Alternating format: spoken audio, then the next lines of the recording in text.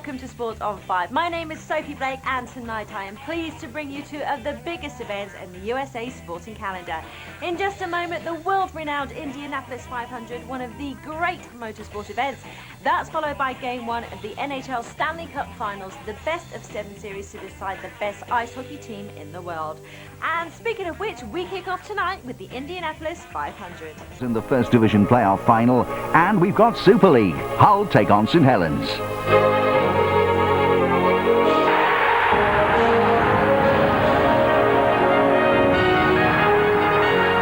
Sky Sports. It's live. Live it.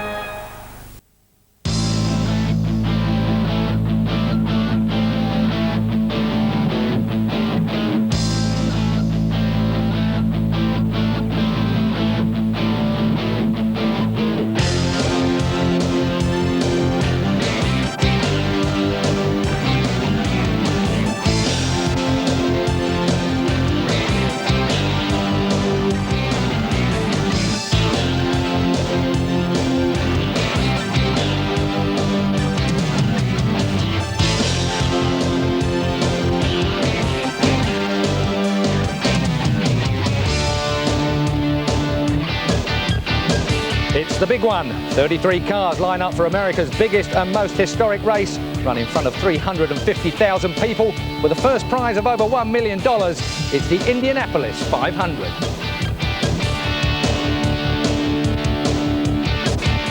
Hello and welcome. We're ready for what promises to be a race full of drama and no doubt several encounters with the track's uncompromising walls.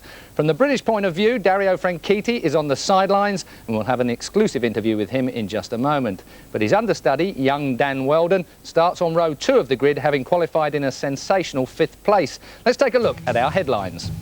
Brazil's Helio Castroneves starts on the pole in the Team Penske Dallara and is looking to make it 3 wins out of 3 starts. That'll be a record. But his teammate Gilles de Ferran has opted to start in the rival G-Force chassis. Michael Andretti's Team Green starts 4 cars and 3 of them, including Dan Weldon, have qualified in the top 5, with Franchitti's stand-in Robbie Gordon 3rd fastest overall. But reigning RL champion Sam Hornish and all the other GM-powered cars are in the second half of the grid. We've got an excellent panel to give you our own highly informed perspective of the race, so let's introduce them to you now. Our 2 regular US racing experts are with us. Christopher Tate, who is CEO of Elan Technologies in the UK, is responsible for the sale of G-Force chassis. And Paul Cherry is Managing Director of Force 10 Technology, who produce various parts for several of the teams. I'm sure Chris and Paul have the inside track today. And they're joined by a Sky rookie, but a man who should be able to give us great insight into the drivers and the track, current Formula 3000 driver Townsend Bell. Townsend is from California and has rubbed wheels with many of these drivers on the grid today, so we look forward to a lot of comments from him. We'll catch up with their thoughts in just a moment, but before that, let's meet the other member of the team, Lee Diffie. He joins us from the Indianapolis garage, where he's standing by with Dan Weldon. Well, Keith, with the big race not too far away, there's mixed emotions here in the Andretti Green camp. Of course, disappointment for Dario Franchitti missing this one after injuring himself with that motorcycle crash, but sheer joy and elation and a lot of excitement for this young man. Dan Weldon, your first Indianapolis 500, you must be thoroughly looking forward to it. How are the feelings at the moment? Yeah, obviously I think a bit closer we're going to start to get a few butterflies, but right now I think we're very prepared.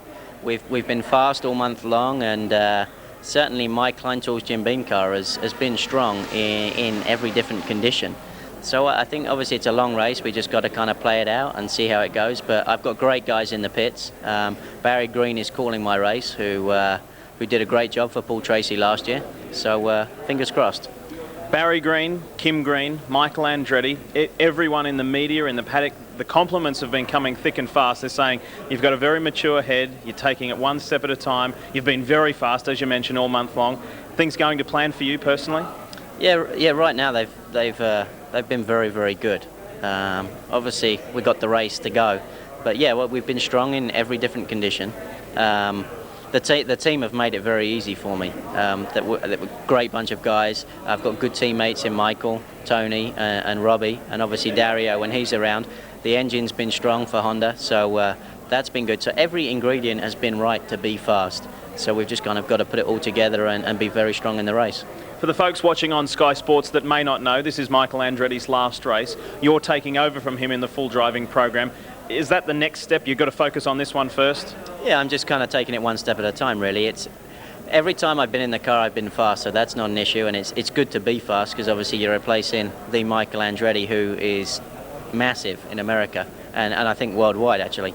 So yeah, I'm just taking each race as it comes. I missed 2, obviously, as a bet for the overall championship, but I think if I just do the job that I've been doing so far, I think definitely we'll be in the championship hunt towards the end of the year, and I just want to get take each race as it comes and get race wins as they come. Take a reality check. I mean, is it a case of I've got to pinch myself? You were testing for Panther last year. You've landed this ride with arguably the best team in the paddock. Your teammates are Michael Andretti, Tony Kanaan, Dario Franchitti, and for this weekend, Robbie Gordon. I mean, it can't get much better than this. Yeah, you know, it's good for me because I'm amongst the best. So if I prove myself amongst the best, I'm going to have a long career ahead of me. And that's what I want to do. I definitely want to win the Indianapolis 500 and win the IRL Indy Racing League Championship. And I think right here is the right place for me to do that. Are you thinking of home? I mean, how important is this to fly the flag for British and European racers here in America? Yeah, I think actually since I've been here, I've noticed a few more Europeans coming over. I'm very proud of being English and love England a lot, but I think if I can do well, it'll really spark some more interest, and I think I'm going to be out here for a couple more years, and if I can have a big following in England, that will certainly be good for this racing as well as in England. Well, your fan base back home is growing rapidly. Best of luck today. It's a massive day. All the best. Thank you very much. Well, there you have it, guys. Dan Wheldon, a very important day, the biggest day of his racing career. Let's wish him well. Thanks very much there, Lee. Well, we do wish him well, of course, in today's race, but we've got to feel sorry for Dario Franchitti. Team Green Andretti are obviously in great shape for the race, and Robbie Gordon qualified Dario's car in the middle of the front row. We can hear now with Michael Andretti, who will, of course, retire after this race. Well, Michael, I seem to remember talking to you about this at Kart last year, about high emotion and saying goodbye to Kart. Now you're saying goodbye to racing. How is it? I'm really looking forward to it, to be honest with you. I'm looking forward to the new challenges that I have in store for me, you know, outside the race car, and you know, I'm very content with my decision. Let's talk about the team, and one of the most impressive aspects this month has been young Dan Wheldon. Oh yeah, Dan, I mean, you know, he's impressed a lot of people, but we've already felt that, you know, we had a guy here that can do the job, and now he's proven it, and you know, our driver lineup's awesome. I mean, everybody's just doing a really wonderful job, and you know, Dan, we got to get him to get Rookie of the Year, and hopefully a really good finish in the race. Talk us through the process when you first received the phone call and Dario said, hey, look, I don't think I'm going to be able to make it. Obviously a big blow. And then how did you go about choosing and then ultimately ending up with Robbie Gordon? Well, it was actually, we were in Motegi when we got the news, and you know, it was very disappointing, and we were lucky enough to have Dan already in Motegi, so he subbed for him there. And then we had the big decision what we're going to do for the rest of the races that Dario's going to miss, and the opportunity came up with Robbie, who was looking for a ride, and along with his association with Singular, which is a big customer Motorola, it just worked out really well. And then we were lucky enough to get Brian Herta to sub in the rest of the races after that, so I'm very happy the way it all worked out. I still wish Dario was in the car, though. Back to you personally, some drivers often say, I left it too late, I went too long, maybe I went too early. Is this the right time for you to call it quits? Yeah, I think this feels right for me. It's the way I've always wanted to retire, knowing that I can be a real force in that last race that I'm in, and I didn't want to just fade away. And you know, I know that I can't do both ownership and driver at the same time and give my driving, the attention it needs. So, yeah, it's the right time. You took over the reins in December. It's only May. Does it seem longer than 5 months? It's been a long haul, I'll tell you. It's been we've had so many ups and downs already. You know, I think we definitely got broken in pretty hard here. You know, especially the last few weeks with you know, Dario's news, and then Tony getting hurt, and then my dad's crash. I mean, it was just like, you know, things are going crazy. But you know, I think we've caught up again, and we're back on schedule, and you know, so it's been all right. But it's been interesting. Pretty good start to the year, though. You led the very first racing lap of the year, Tony's victory. Things are going nicely. Really good. I couldn't be happier. The team, everybody from top to bottom is just working really well together, and you know, we're all very excited. Everybody's up, everybody's working really hard, and we're all communicating well, and you know, right now we are firing on all cylinders. This is the best place to bow out, to say goodbye?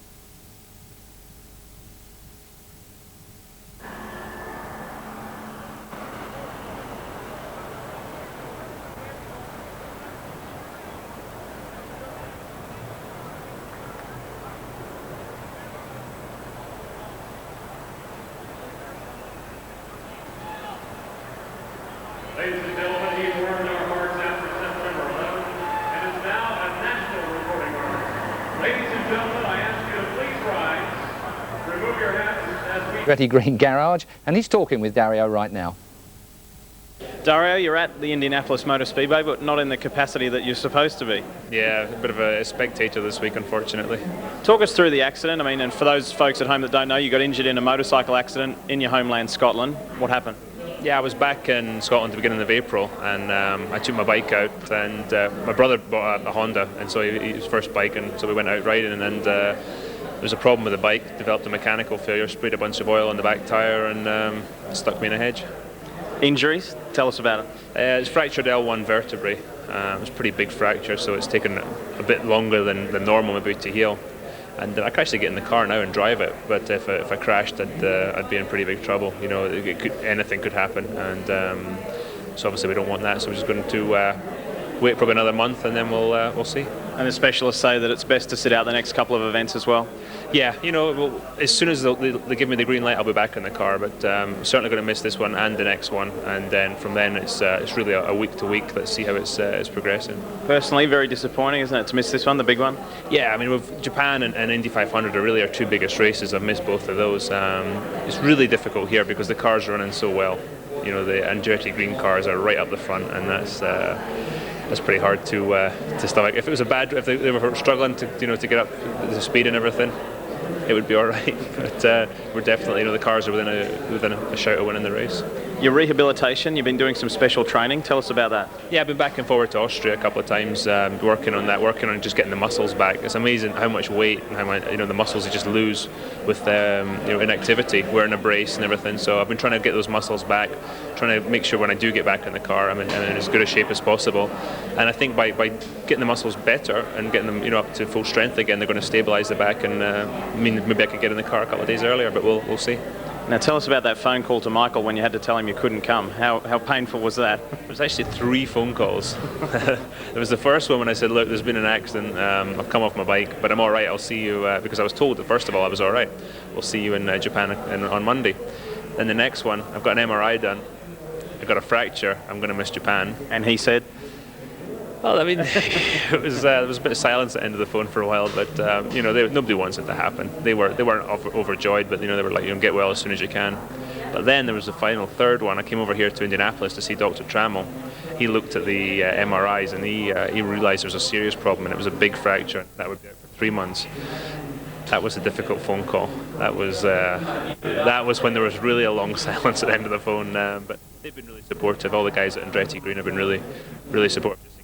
As soon as you're ready and as soon as it's going to be safe. I can't ask for any more, but I would love to be back in the car today. And I'll bet he's not riding motorcycles for a while again either. Not if Andretti Green have anything to do with it. The countdown to the race continues. We're going to take a quick break and we'll be back to bring you more comment in the build-up to the most famous command in racing. That is, of course, gentlemen, start your engines.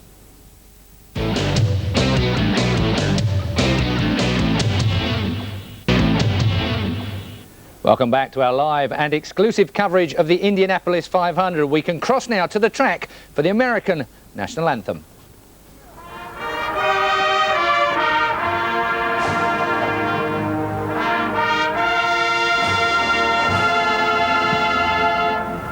Oh, say can you see by the dawn's early light what so proudly we hailed at the twilight's last gleaming, whose broad stripes and bright stars through the perilous fight o'er the ramparts we watched were so gallantly streaming, and the rockets ringing, the bombs bursting in air, gave proof through the night that our flag was still there. Oh, citizens, that star-spangled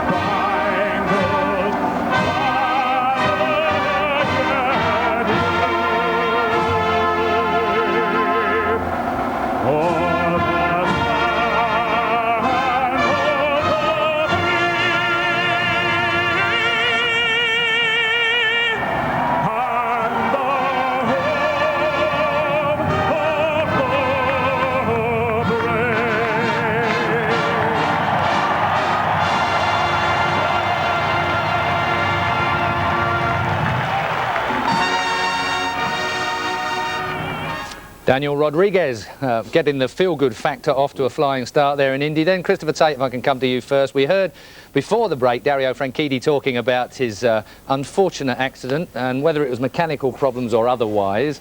He did go through the fence backwards. And I understand that Julian Jacoby, the man who manages Dario and also manages Juan Pablo Montoya, has banned them from riding motorcycles until further notice. Well, that's right. It's a perpetual problem right through motor racing history. Grand Prix drivers falling off their skis or their jet bikes, or kart drivers falling out of powerboats.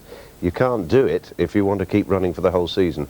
Poor old Dario, I mean, it really has been a big problem. And ironically, and for us sitting here in Britain supporting the Brits over there, means Dan Weldon really does get his big chance to be the big focus of attention, as we saw earlier, so we wish him luck, yeah. Well, I've seen the odd motorcycle Grand Prix contract of my times, and they don't even allow us to ride motorcycles during the course of the season anyway. Townsend, welcome to the panel. Nice to see you here for the first time. We opened you up as a rookie here, of course, but as far as the racing is concerned, you're certainly not. Driving for the Formula 3000 team at Arden this year. But if I can come back to the American aspect of this at the moment, how much does this race mean, the Indianapolis 500? What does this mean to a driver? This is historically the biggest motor racing event in the U.S. and if not the world. And for me personally, I went to the Indy 500 when I was 10 years old for the first time, and it's all about atmosphere. The place is enormous. When you first walk into it, you're blown away by the sheer scale of the track. And there's so much buildup. I mean, you have to remember it's the entire month of May that the drivers are there practicing, qualifying, then bump day, carb day, the parade, all of the media hype. And so it's this slow buildup to race day, much different than any other race weekend. When you show up Friday, you race Sunday and go home. So there's a lot of hoopla that comes up, and it's very special. Indeed, and we've got it live here on Sky, which I'm looking forward to. Paul Cherry, very quickly, Honda have shipped in a whole load of fast engines, I'm told, for this race meeting as well. I think they've had a serious look at the ones that they've got, and there's maybe a couple of horsepower more for the race, but it's all going to be about reliability. This time last year, Chevrolet were on the pole with a 231, and now they're on 18th, so it's the way it's going to be. Can't wait. We're about to cross back live to Indianapolis. Let's take a look then at what's going on at trackside at the Indy 500, where we're going to be live for the 87th running of this event. Or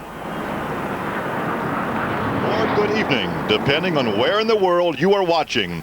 We are in Indianapolis, only moments away from the command to start engines for the 87th running of the Indianapolis 500.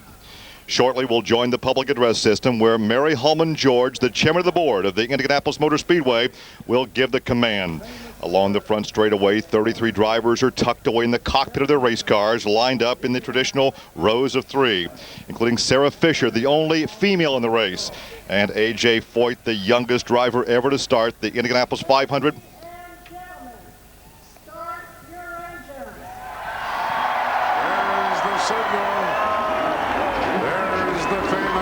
And one by one, these power plants jump to life.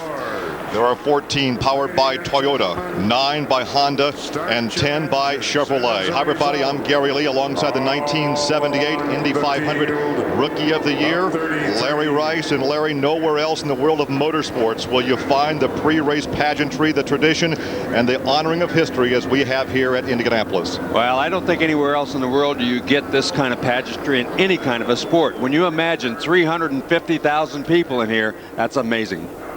Over the next 3 hours, we will document and cover a number of stories. This should be an interesting race. It began as a number. Now, speed is an art form, blurring the line between driver and machine.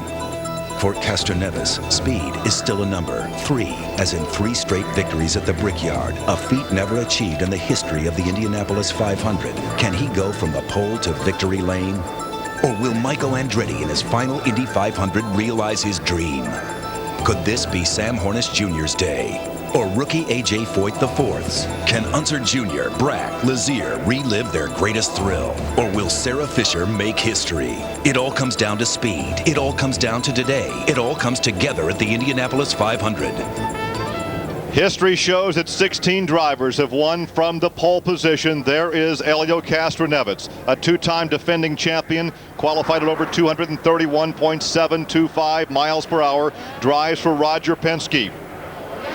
And once again, he can rewrite the record book if he should win this thing today. He won it in 2001 and 2. Al Unser was second in 1972 after back-to-back victories. Bill Vukovic was actually leading to win his third straight when he was fatally injured and finished 25th back in 55. Maury Rose won it back-to-back, and Wilbur Shaw led 107 laps in 1941. In fact, he was leading when he crashed out, trying for 3 in a row.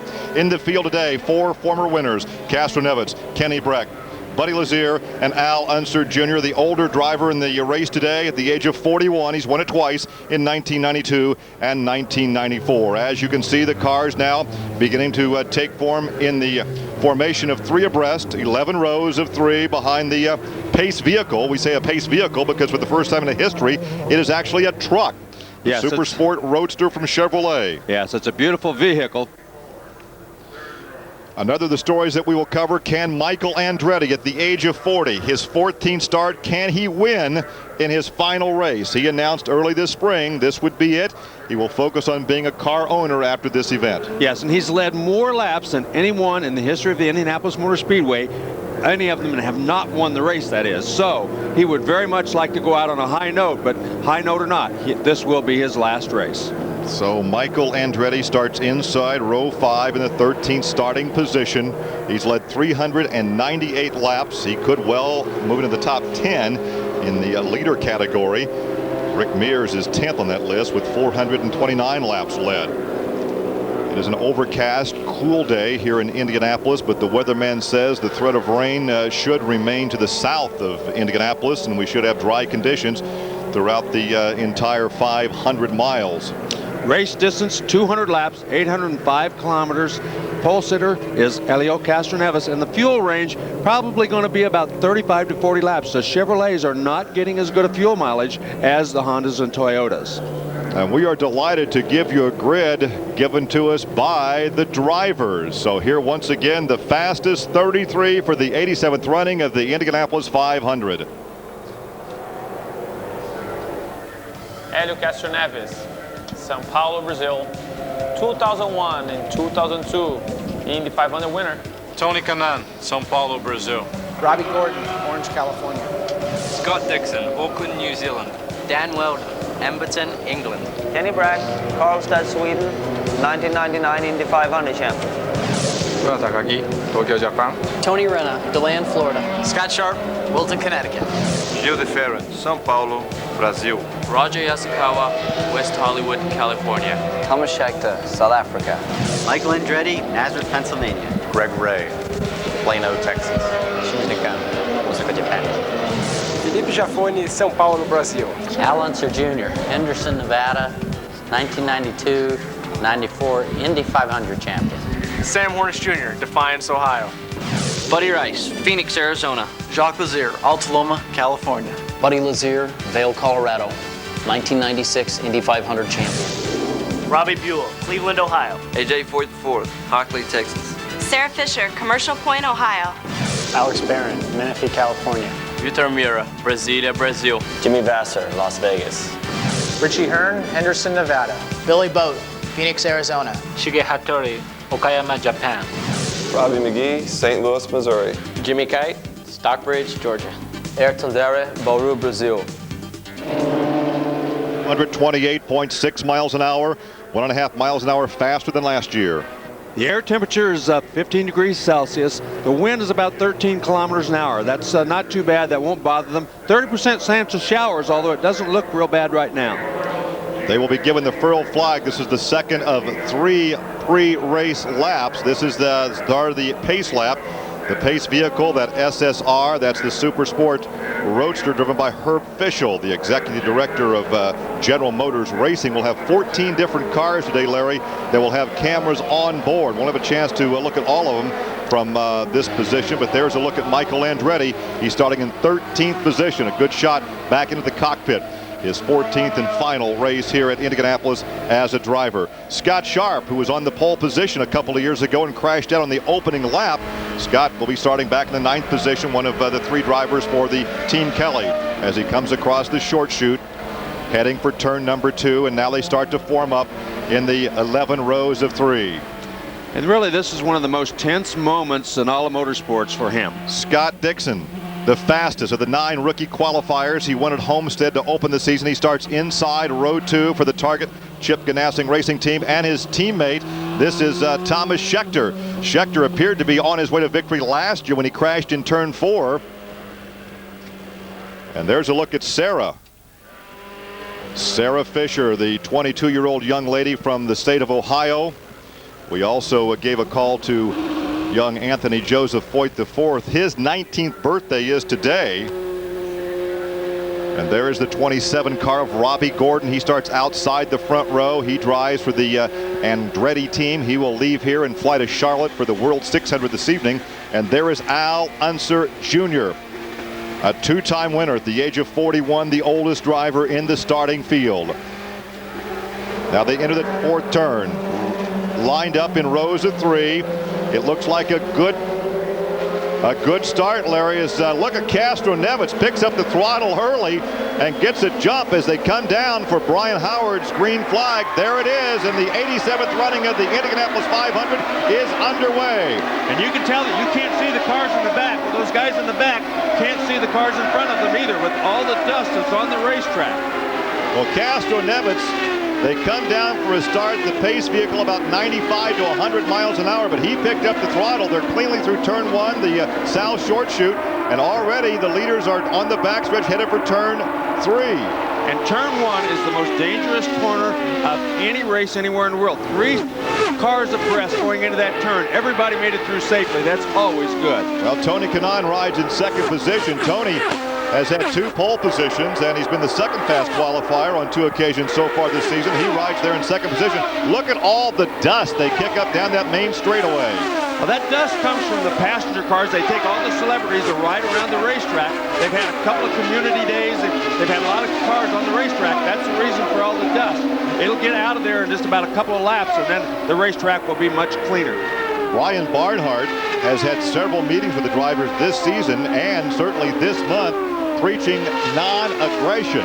He wants a good, safe, clean race, and he told these guys you can't win it in the first 2 or 3 laps. Take your time. Don't overdrive the race car. Well, and he's been very, very stern about blocking. They had at least 3 meetings this month about not blocking the driver behind you. We'll see if that becomes an issue, because if somebody does try to block, I think he's ready to black flag them. Number 3 out in front. It's interesting that Castro Nevitz driving number 3. That is the car number that has won the most races here. It has won 10 times in the past, and 16 drivers in the history of this event have won it from the pole position. Could this be the day that Roger Penske helps his driver write the history book if Castro Nevitz could pull off 3 in a row? And of course, Tony Kanaan, who is right behind him, is driving one of the Andretti green cars. Michael Andretti owns this team, 4 cars strong in this race, and he's hanging right with Castro Nevitz. The banking in turn 1, 9 degrees across the flat short chute into 9 degrees in turn 2. There are the luxury suites outside turn 2. And it looks like the first 2, Larry, start to pull away from 3rd place Robbie Gordon. Dan Weldon is 4th, and it's Kenny Breck. Tora Takagi, Scott Dixon, Michael Andretti, Scott Sharp, and Thomas Scheckter now is in the 10th position. Well, Thomas Schecter's picked up a couple of spots. He started in 12th. He's up to 10th now. And Tony Renna has fallen back. He started in 8th. He's back to 12th place. Well, we'll look for about 6 fuel stops today. So obviously the importance of the pit crew will certainly be underscored here. And it really depends on how the yellow flags fall. We could see as many as 10 pit stops if the yellow flags fall right. So the pit strategy is going to be very important here today. And remember, the Hondas and Toyotas getting a little bit better gas mileage or fuel mileage than are the Chevrolets. But the Chevrolet power plants have made up the gap somewhat. They're getting better fuel mileage here at Indianapolis than they have at some of the other tracks this season. Yeah, you're exactly right. They are getting better fuel mileage. They're getting ready to put some new pieces on those engines before the next race, which should help them horsepower-wise be a little bit closer to the Toyotas and Chevrolets. Well, Michael Andretti is up to 8th position after starting in 13, so Michael Andretti is on the run as well. We told you he's led 398 laps. He finished second to Rick Mears. That was his best finish. He was Rookie of the Year back in 1984, was co-rookie that year with Roberto Guerrero. As you watch Helio Castroneves enjoying just under a half-second margin. And look at that gap back to third. Third now is still Robbie Gordon. As we indicated, Robbie is doing the double.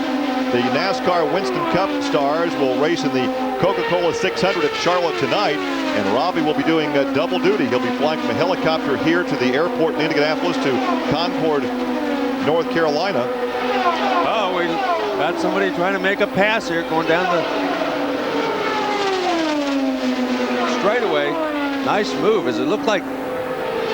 I couldn't catch who it was, but that's Foyt. It's Foyt, and he really looks to be slowing down. Well, a car headed for the pit lane. That appears to be the 21 car. As we watch Castroneves, the 21 car of Felipe Giafone. That's one of the Mo Nunn injuries. Mo has 3 entries in the race and an early and unscheduled pit stop for Giafone. Yeah, obviously not a scheduled pit stop. It's only 9 laps into this race, so that's bad news for Felipe Giafone, and obviously takes him out of the running. And he was coming in what we call dead stick, did not have the engine on, so an early engine problem for the Hollywood entry number 21 of Giafone. Back up to the front. There's the gap between first and second. Castroneves. Those two guys running pretty much the same speed here the first part of the race. Kanaan caught him and then decided, well, I don't try to pass him right now, but let him go. Well, there was some concern about the coolness of the racetrack. We understand that something came off the track onto the track. Oh, there's a problem. We see a lot of smoke. First of all, Billy Boat in the number 98 Pedigo entry for the Panther Racing Team, but before that something came off the Yasukawa car number 55, and that brought out the initial yellow, and then we saw an engine problem with the 98 car of Billy Boat. Yeah, and he obviously blew that engine, had to pull in because that was really a lot of smoke coming out of there. Well, Billy Boat, who did not have a ride when the month of May began, picked up this ride the last week before the final day of qualifying, as after 8 laps, Helio Castroneves continues to lead under yellow.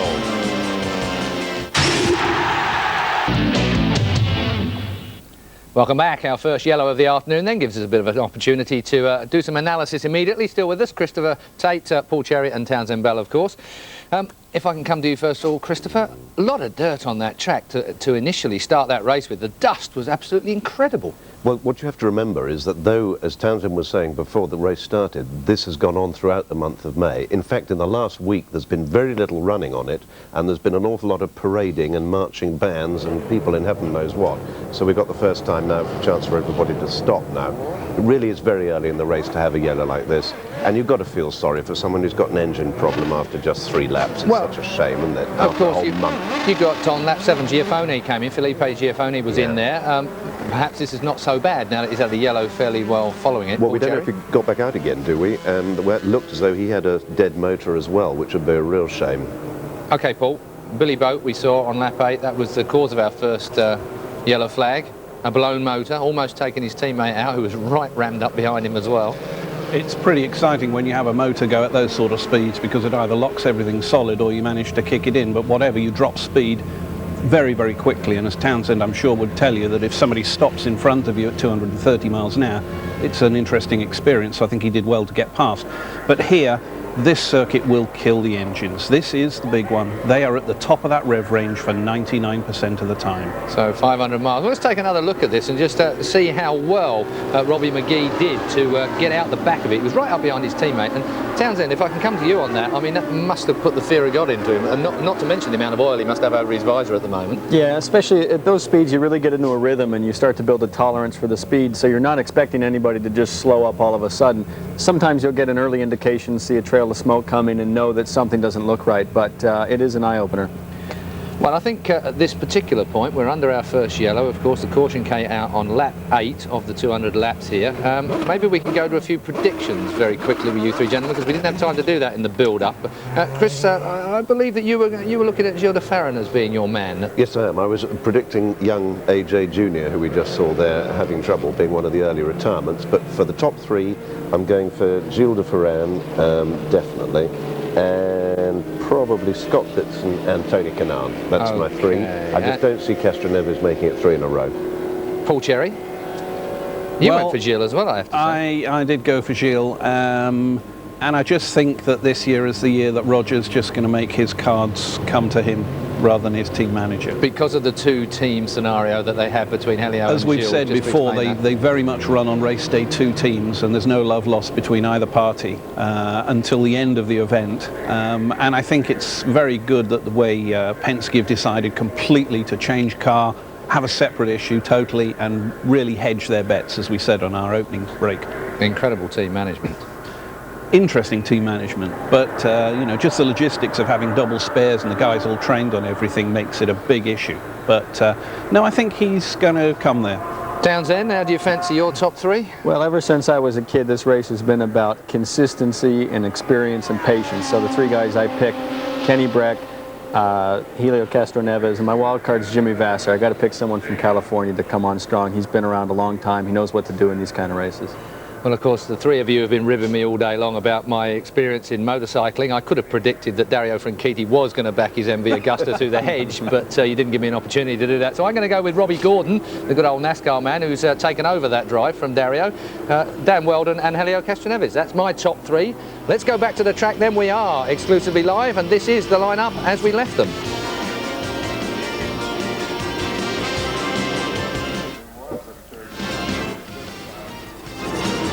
11 laps of 200 now complete under yellow, so it was not a mechanical problem with the car, but a problem with the helmet. That is rather interesting. It may have been a problem with the radio. Quite often these drivers will lose the radio. Or if he did have to change helmets, we said we saw him without his helmet on. If it was actually the helmet, may have changed helmets. He had to change helmets. He may not have a radio now, so that's going to be another problem they're going to face. Once again, he is on the lead lap. There's a look at Scott Dixon. I could give a hello to his fans watching down in Auckland, New Zealand. Actually, it's pre-breakfast down there. Yeah, it's they had to get up plenty early. They're still drinking a lot of coffee down there. Trying to wake up on Monday morning down there. 4 or 5 o'clock in the morning down there. So I'm sure they're all hooting and hollering those. He's up to 5th position. Well, he was the fastest rookie qualifier at over 230.099 miles an hour for the Target Ganassi team. Those guys, about halfway through this fuel run, of course, this yellow flag will help out fuel mileage. It'll help. These guys might have done a really smart thing by stopping, because you know, now then they won't have to stop for another 10 laps or so. Well, once again on lap 12 now, Helio Castroneves has led from the start. Dan Weldon rides in 2nd, and Kenny Brack, Tor Takagi, Scott Dixon in 5th, then Scott Sharp, Thomas Schechter is in 7th. Gilles DeFerrin is now 8th. 9th is Allenser Jr. and Roger Yasukawa in the 10th position. Sam Hornish is 11th, then Greg Ray in number 13. First time a car number 13 has been in this race since 1914. He started 14th. In fact, for a while he was in the 13th starting position. And late in the qualifying effort, somebody bumped him back to 14th. So we are only a couple of laps away from going back to green. There's a look at A.J. Foyt the 4th, the pace truck out there in front of your leader. And look at this vast grandstand all the way around this racetrack as we come to you live from the Indianapolis Motor Speedway. Around 400,000 race fans. They never give a total attendance record, but at one time the famous movie actor Paul Newman hired some college kids to count all the seats, and they counted 280,000 permanent seats. Yeah, they didn't want everybody to know exactly how many they had, and you're right, they do know now, and they have published it since then, so it's a huge, huge facility. The largest single-day sporting event in the world. Well, right now we're looking at the furl flag indicating one more lap, so they'll start to bunch up, and the pace car will come off. We still say the pace car. It's a pace truck. A couple of years ago we had an SUV as the pace vehicle, but this is the first time ever that we've had a truck. In fact, 14 different times Chevrolet has paced the race, starting back in 1948. There's a good look back, that 5/8 of a mile back straightaway. Explain to us, Larry, the purpose of warming the car down the straightaway. Well, they want to keep the tires as warm as they can as they come around to the green flag, so they don't have problems going into the corner. Robbie Gordon, keep them clean. Keep them clean too. They want to get all the marbles off of them. Robbie Gordon, by that pit stop, he and Kanan are back in 20th, 22nd, along in there, so they're a long way back to the field because of that pit stop. Back to the green. We are racing with 31 cars still on the lead lap. Apparently a motor problem for Billy Boat. We're not sure about Giafoni, and we're still trying to figure out what the helmet problem was for young Anthony Joseph Boyd IV. So back up now to full song out of turn 2 and down that 5/8 of a mile backstretch. Dan Weldon rides in second, Larry. Yeah, Kenny Brack is getting very close. Looks like he's going to make a move. Weldon moved down to the bottom of the racetrack. That's blocking right there. I'll tell you what, that young man wants to be careful because they have been warned over and over again by Brian Barnhart that they're not going to tolerate blocking here. And Dan Weldon saw what happened when that third spot car backed out. Brack had to back off. He lost the momentum. In the yellow, we've got a crash on the racetrack, and that is Sarah Fisher. Wow. Tough break for Sarah Fisher on the 15th lap. She's already had a problem. She is moving around in the cockpit, got the wheel off. That's always good news, but I'm sure she's not a very happy lady right now. Sponsors they just picked up for the season, AOL and GMAC. The crew is right there. One of the, well, the very best safety crew in all of motorsports. Right, and sometimes they'll get there before the car stops sliding. Right, and you can see that safer wall out there that they have constructed here to help absorb some of the impact on cars like that. So it looks like she is in just a little bit of pain, though, as she tries to climb out of that car. Because when you hit the wall at the Indianapolis Motor Speedway, safer barrier or not, it's going to hurt. It's hard. It knocks the wind out of you. Your knees and your legs usually get banged up a little bit, so you don't feel too hot as soon as you're getting out of that car, believe me. Well, we'll take a look again, Larry, at what happened with car number 23.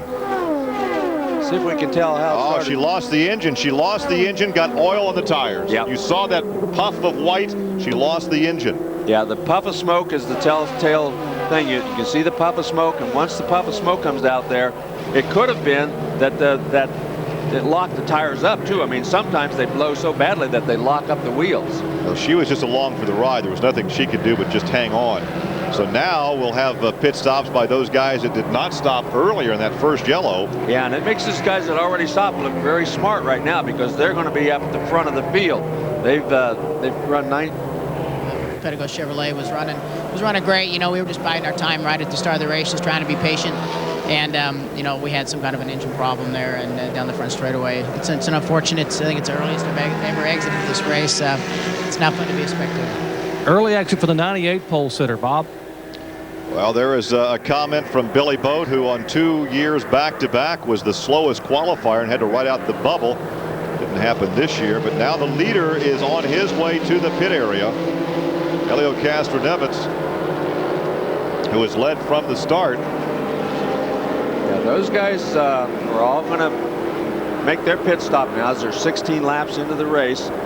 So Gordon and Andretti might be the leader because he's gotten around Robbie Gordon, so he will probably be the leader after this first pit stop. You have to take into consideration too, even though they've only run 16 laps on the racetrack, they also had 3 warm-up laps, parade laps, so actually had 19 laps on this fuel load. So on the second yellow of the afternoon, the captain, Roger Penske, calls his leader in. Now wait a minute. Yeah, here he comes. Yeah, you know, there's some mind games. They don't want to tip their hands too much. They sometimes want to make people think they're going to stay out when they actually do not. So those guys all heading for the pit road. We'll see who the leader will be, but it probably is going to be Andretti because he is first in line of those cars who did pit. Now here comes Dan Weldon as well. So the fourth Andretti teammate will make his pit stop as the Penske crew goes to work on the number 3 of Helio Castroneves. And of course they've been very fast in pits all the time. They've won pit stop contests several times. They finished second this year, but that pit stop, that crew they've got is always one of the best in the business. They don't make a lot of mistakes in the pit area. And this is not a very wide pit area here in Indianapolis. You see the wholesale pit stops. Scott Sharp, one of those. Weldon, Unser Jr. made his pit stop. We saw Thomas Schechter in a 10 car, so this will... Scott Dixon did not go in the pit area, so he will be the leader. He is the only guy who still has not pitted, other than Dario. Some interesting strategy on the part of the Target crew. They brought Schechter in, but did not bring the teammate in.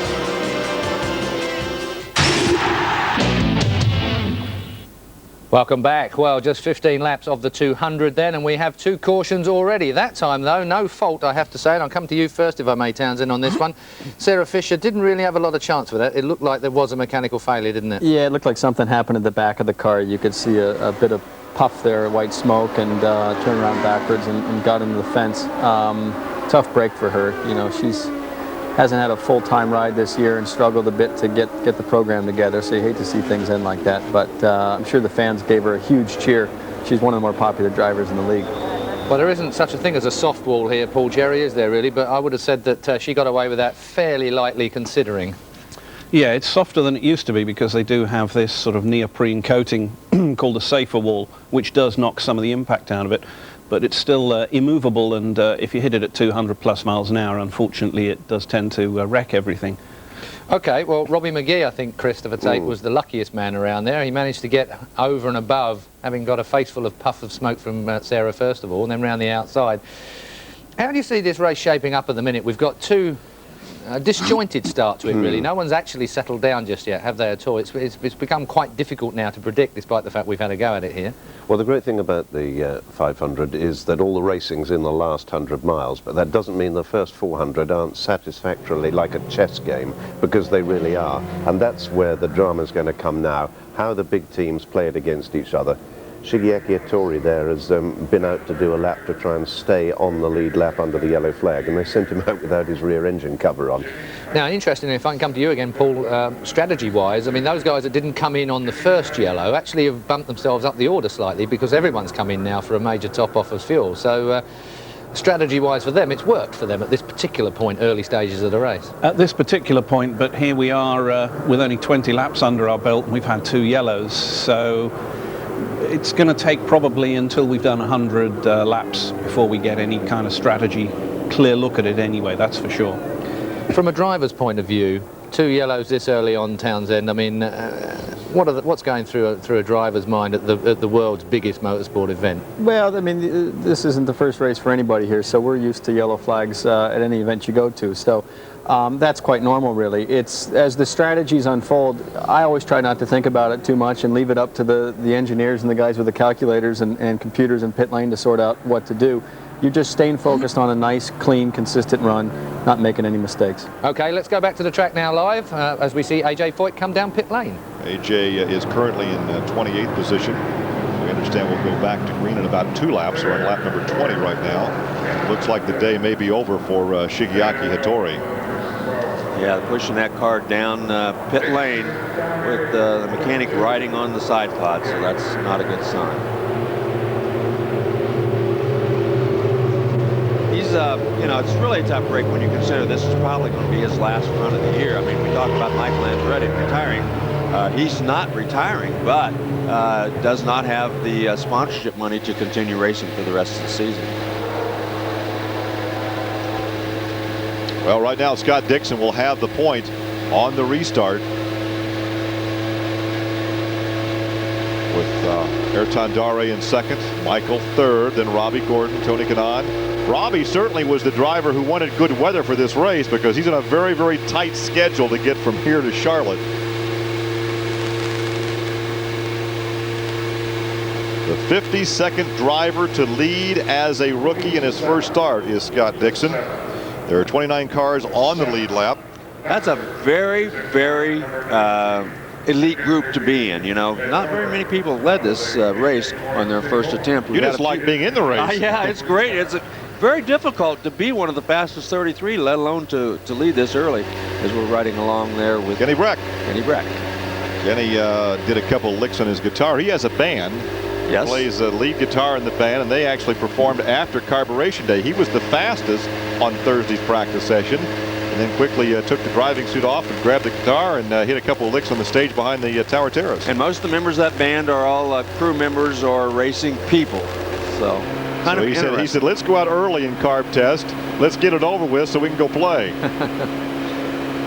Well, it's going to be interesting now. We'll see how long Scott Dixon and Ayrton Dare can stay on the racetrack before they have to come in and make a pit stop. Well, there is a Scott Sharp, who was a co-champion in the very first season of the Indy Racing League with Buzz Calkins back in 1996. They've been given one more to go at the line this time around, so we'll have one more yellow flag lap before we go green. We had 2 yellow sessions. The first was for Billy Boat when he dropped some oil on the racetrack. The second, Sarah Fisher lost the Chevy power plant and crashed in her own oil. In fact, we've lost 2 Chevrolets so far. Now Hattori was driving a Toyota.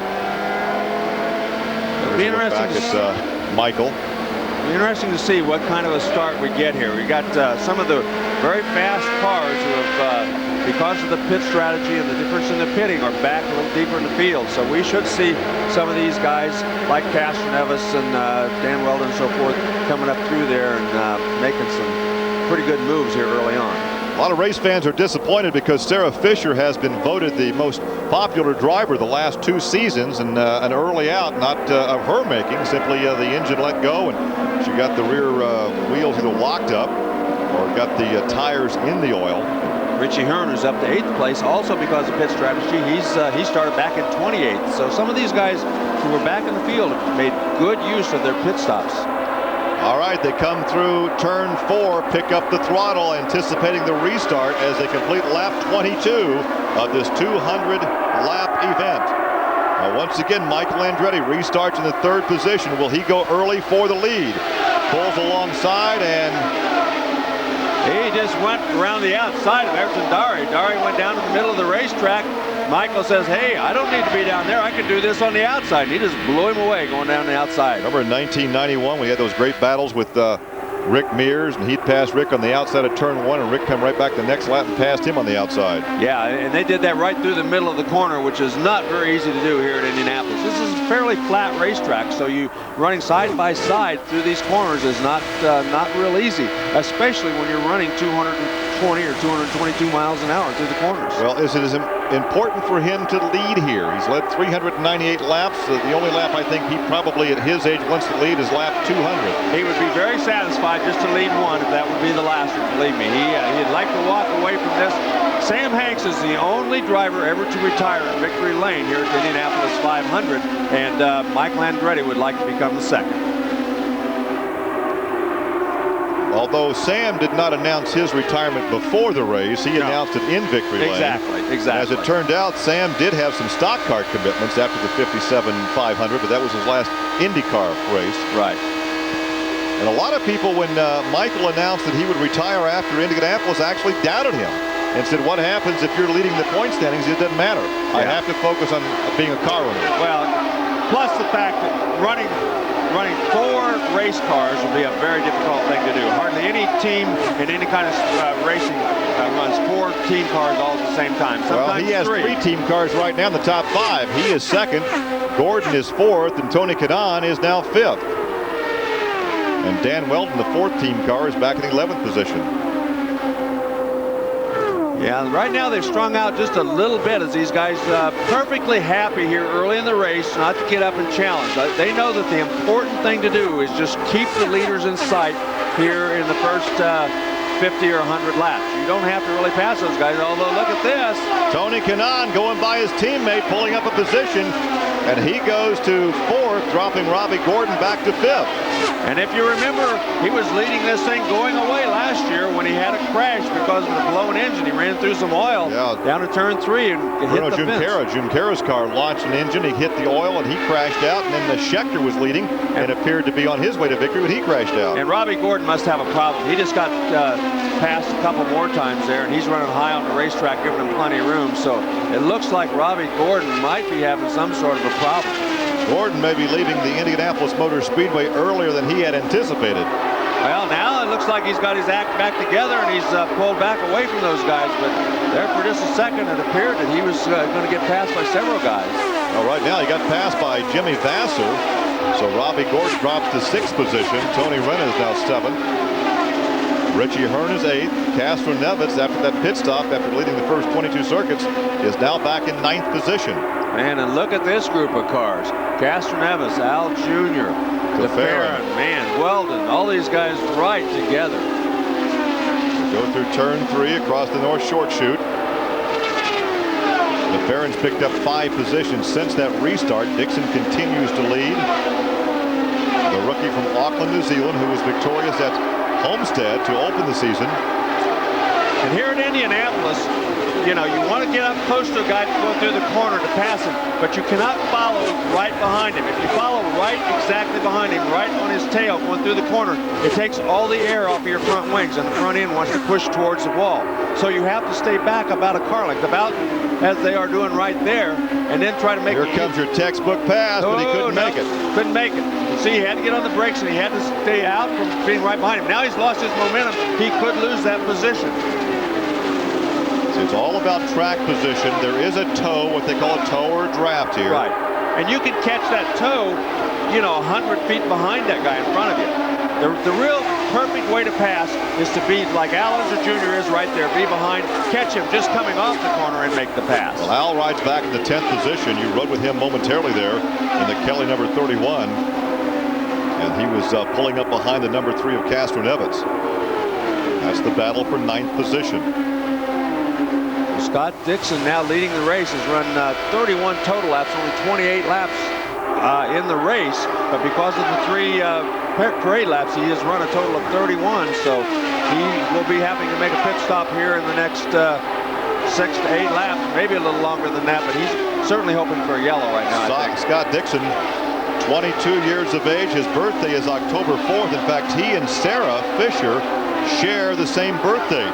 2 drivers have won this race at the age of 22. Now, they say that Troy Ruttman was 22 when he won in 52, but a lot of people said that he'd lied about his age, and he was actually about 19 when he won this thing. But Joe Dawson back in 1912 was, in fact, 22. Tony Kanaan now catching up with Ayrton Dare. So Kanaan running some of the fastest laps on the racetrack right now. 224 miles an hour compared to his qualifying speed of 230. But when these guys qualify here at Indianapolis, Larry, they trim these cars out. They take all the downforce out of them, and it can be a very, very scary ride out there with no downforce. Yes, when you race here, you're going to race about 5 to 7 miles an hour slower than you qualified, simply because you have to have enough downforce to handle the traffic. If you try to run them the way you qualify them, you don't have any downforce in the traffic, and you're probably not going to make it through the day. So they add more downforce, which of course creates more drag, and it tends to slower speeds down the straightaways. Well, obviously, when you're qualifying, you're on the track by yourself. Thomas Scheckter just ran a lap of 225 miles an hour. But out here, their concern is for traffic and all the disturbed, dirty air coming off the other race cars. Yes, exactly. So they have to make sure that they get the cars trimmed out to run in that traffic and run very quickly behind other cars. The whole key is to be able to run up on a guy going through the middle of the corner and then pass him going down the front one of the straightaways. We've only had 2 leaders today. From the start, it was Castro Neves. He led through the first 16 circuits. Then he made a pit stop, and Scott Dixon took over, and he has led since then. We're working on lap 33. Look at this. It looks like he may be... Scott Dixon may have a problem. Yeah, because that's turn 2. Michael Andretti is your leader now as we take a look at this pass. Now let's watch. He's probably going to head to the pits. He's run 35 laps out there, and that may be about... Oh, no, that appears to be something, the engine. That's much more serious than a pit stop. Much more serious than a pit stop is. You can see smoke coming out of there. That engine's definitely coughing. What a tough break for that young man. He ran a beautiful race up to this point. So he will come to the attention of the Chip Ganassi team. Man, oh, man. I thought he might be slowing down for the pits, and I saw that he was only in turn 2, which is way too early. You don't ever get out of the throttle. Going between the 3rd and 4th corners, you start slowing down to enter the pit area, not way over in turn number 2. Now Ricky Davis, the crew chief, will lead the team over the wall to take a look at this car. So Dixon led some 14 circuits, and now Michael Andretti back in front. He's led 398 coming in, and that was a quick stop. Well, I think it was fuel. Maybe it was just sputtering and pumping because he was out of fuel. So that was a tough break for him because he didn't lose a lap by having to pit under the green. And that's one of the chances you take by staying out and trying to lead the race. If you don't catch another yellow, then you do lose a lap. So a tough break for him. Dare has run 38 total laps, 34 during the race, 34th lap of the race, and he still has not made a pit stop. The 7th Indy 500 for Michael Andretti to lead. Coming in, he led 398 laps. Now 10th on the all-time lead list is Rick Mears at 429. So if Michael can continue on, he can move into the top 10. But more importantly, he wants to lead that final lap. Well, he's won back in 13th, and now he's leading. He has won 42 Indianapolis race events, or Indianapolis car events in different areas. But that's third only to his father Mario, who has won 52, and A.J. Foyt, who's won 67. So he's certainly no stranger to victory lane, except here at Indianapolis. I'll tell you what, there was some thought that Mario would come out of retirement and actually qualify one of the cars, not knowing whether Tony Kanaan could qualify. And I think race fans around the world saw that very scary action over in the South Short Chute, and Mario at that point became the luckiest driver in the world. Yes, Mario Andretti in a testing accident back here before the month of May actually flipped about 3 or 4 times backwards over between turns 1 and 2, landed on his wheels and walked away and said, "Oh, I think my decision was right the first time. I'm retired." Actually hit some debris on the racetrack. It launched in front of the car. The car went so high it clipped the top of the catch fence. That's like 20 feet in the air, and actually propelled the car backwards about 3 times, and it came down like an airplane and landed on the wheels. Yes. He talked about coming back after that until he saw the videotape. I think his wife Deanne said, "That's enough for you, Mario." Our third leader of the afternoon is Michael Andretti. He's led some 6 laps now. As Ayrton Dare continues to ride in second. Tony Kanaan is now third. Jimmy Vasser, a good ride for Jimmy. He's up in fourth. Robbie Gordon is now 5th. Castro Nevitz is up to 6th. Yes, Tony Rena's in 7th, Richie Hearn in 8th, Thomas Schechter in 9th, and Al Unser Jr. in 10th. Gilles de Ferran back to 11th spot. So, and here you see de Ferran, as we were speaking, making a pass. Al Unser. So de Ferran moves to 10th position, drops Al back to 11th. Last lap for Castro Nevitz, over 226 miles an hour. So right now he is by far the fastest on the racetrack. He wants to be back up in front. Yeah, and Thomas Schechter just turned a lap at 227 miles an hour. So as they gain confidence, as more rubber gets on the racetrack, the speeds are going up. Sam Hornish moves up a position. Sam is now in 14th spot. That appears to be the top spot right now for Chevrolet horsepower. Look at Takagi. He's going to make a move on Al Unser Jr. going down into turn number 3 and makes the pass. So and that's for 11th position. So Al has lost 2 positions in the last lap. Tor Takagi, he looks pretty strong. He looked very strong all month long in that Monon team. He was pretty quick. Well, here you're running along with a 2-time defending Indy Racing League champion. That is Sam Hornish Jr. In fact, after Dario Franchitti had that motorcycle accident and broke his back, Sam has a Fat Boy Harley. He's going to park that thing after the Speedway, so he did take a ride on Friday with Winona Judd, the Grand Marshal, around the Speedway here on a Harley. And look, this is Dan Weldon trying to get around Sam Hornish. And you can see he made a big run on him down into turn 1. Couldn't make the pass, and Sam Hornish has held him off so far. Scott Sharp running behind him. Jimmy Kite has made a pit stop.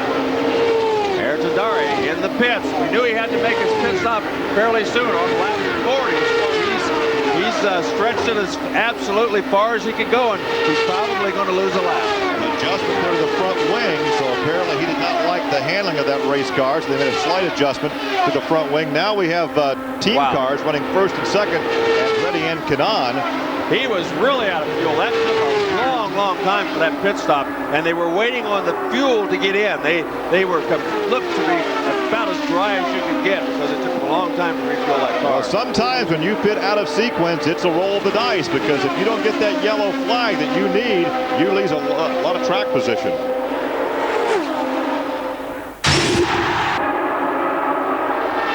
And of course, this is probably going to be the last time we'll see it for a while, unless because Michael will retire. Well, but you got Marco, that's Michael's son. He's 16, very proficient in karts. You've got Little Al's kid, who is, what do they call him now, Mini Al? He just wants to be called Al. He's now 20, so you may see another Andretti and another Unser in the very near future. Once again, Castroneves and Schechter both turning laps at 226 miles an hour. They're running in 4th and 5th, and they are the two fastest race cars on the racetrack right now. So those two guys catching, even though they're quite a ways behind, they are catching Jimmy Bassett very quickly, and then they'll be about 5 seconds behind our leaders. He rode there for a while with Tony Kanaan. I think Tony Kanaan he's caught his team owner and his friend Michael Andretti, and I think he's just running there letting Michael enjoy the lead right now. I don't think he's going to go up there and try to pass the boss, at least not at this point. Well, he's collecting lap prize money, is Michael right now, and obviously adding to his number of laps led, and he's fastly approaching the top 10 and these in that guys, category.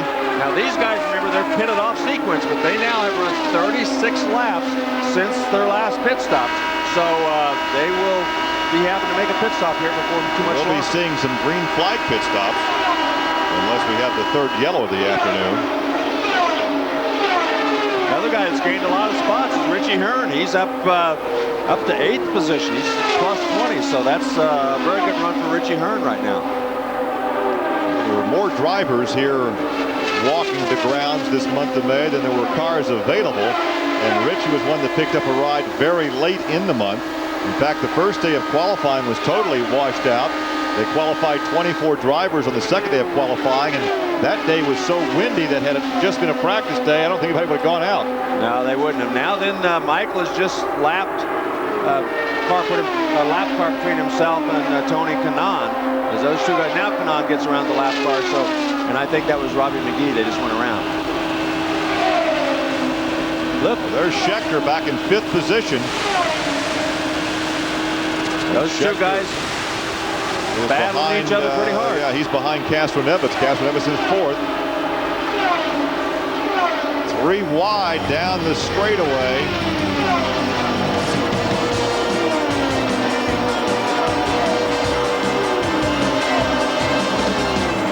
So Michael Andretti continues to lead here on lap 49. His teammates, as you said, we're getting very close to that pit window. Yeah, they are. They've run a lot of laps. They're going to be pitting pretty shortly. AJ Foyt's back in the pits.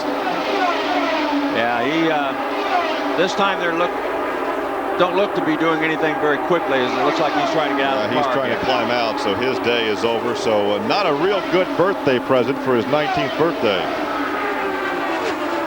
Now, also out, Sarah Fisher from a crash. Billy Butt with engine problems. Shigeaki Hattori is out with engine problems. Being told that it's his helmet again. They're doing something with his helmet again. So maybe it's because of the communications. You can't hear that they're trying to change his helmet. But he's losing laps now. It's not under yellow, so he's in big trouble. Well, let's go back and let's just take the radios out of all the cars. And let's go back to the old pit boards. And here comes Michael Andretti into the pit area. So he's after 39 laps, he is making a pit stop. So he couldn't stretch it any further. So he will have to make a green flag pit stop. And that will put Tony Kanaan at the top spot as our 4th leader of the day. Well, Tony Kanaan is also run 40 laps, so he's going to have to pit very shortly. Castroneves, Dixon, Andretti, and Kanaan have all led here this afternoon.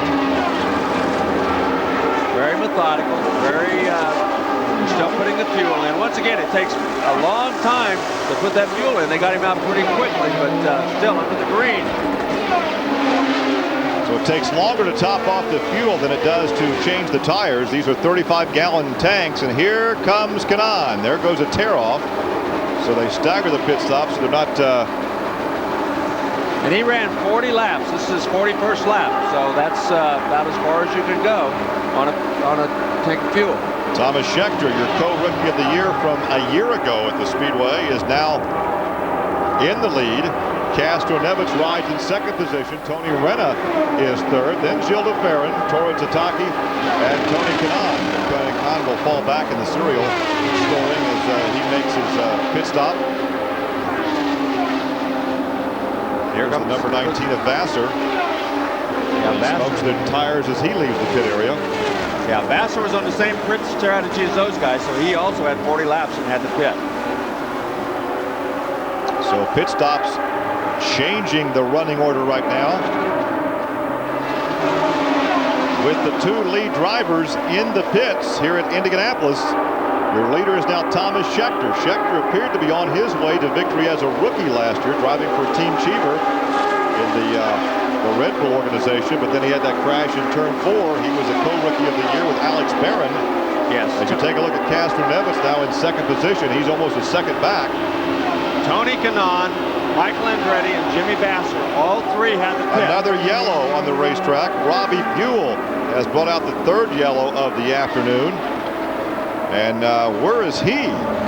He's in the pit area. That looks like he got on the throttle leaving the pit area and spun just leaving the pit area. That's a tough break for Andretti and Kanaan, as they both had just pitted a couple of laps ago.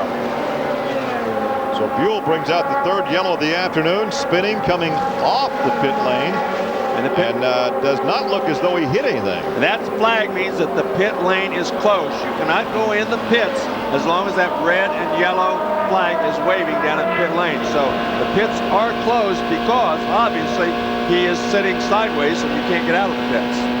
So you're riding with your leader, 22-year-old Thomas Scheckter from Cape Town, South Africa, leads on lap 54 under yellow. And we hope that Buell can get that car restarted and lose nothing but a couple of laps as Scheckter leads Castro-Neves and de Ferran.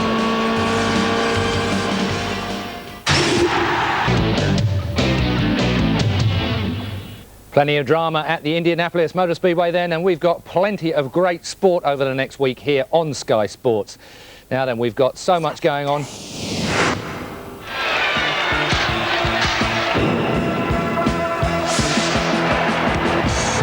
Indianapolis, Robbie Buell having spun coming out of pit lane.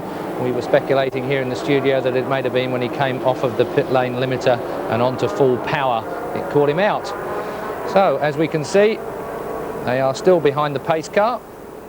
Some of the drivers and some of the teams electing now to come into pit lane. 13 cars are coming down pit lane for another top off. Townsend Bell, Formula 3000 driver and former kart championship driver as well. It's all happening at Indianapolis, isn't it?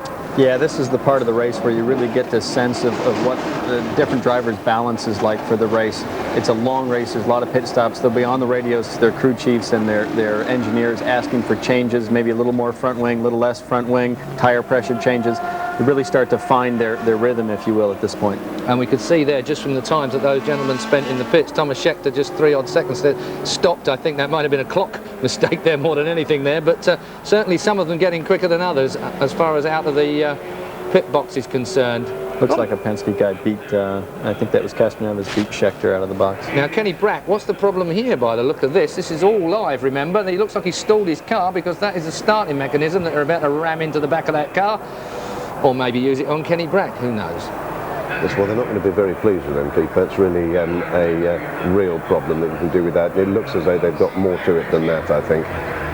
Disbelieving Bobby there, looking, he just can't believe that's happened. A lot of money had been on Brack over this last week or so, and it's not even sure he's picked it up properly there. Yes, he's away now. Well, Christopher Tate, he certainly got that away for you. Paul Cherry, I mean, you've been a team manager throughout your career. How would you see? Oh, hang on a minute. Let's listen to Sarah Fisher. Let's go. You know, there's not much you can do. You can clutch it, whatever, but it's really not going to help you. I mean, Chevy's been doing a great job for us, and they're trying hard. They got some good things coming, so we're going to believe in them and stick with it. Another tough day. Well, Sarah, who has had 2 podium finishes and 1 pole position during her brief in the Racing League career, is out and a spectator here at Indianapolis.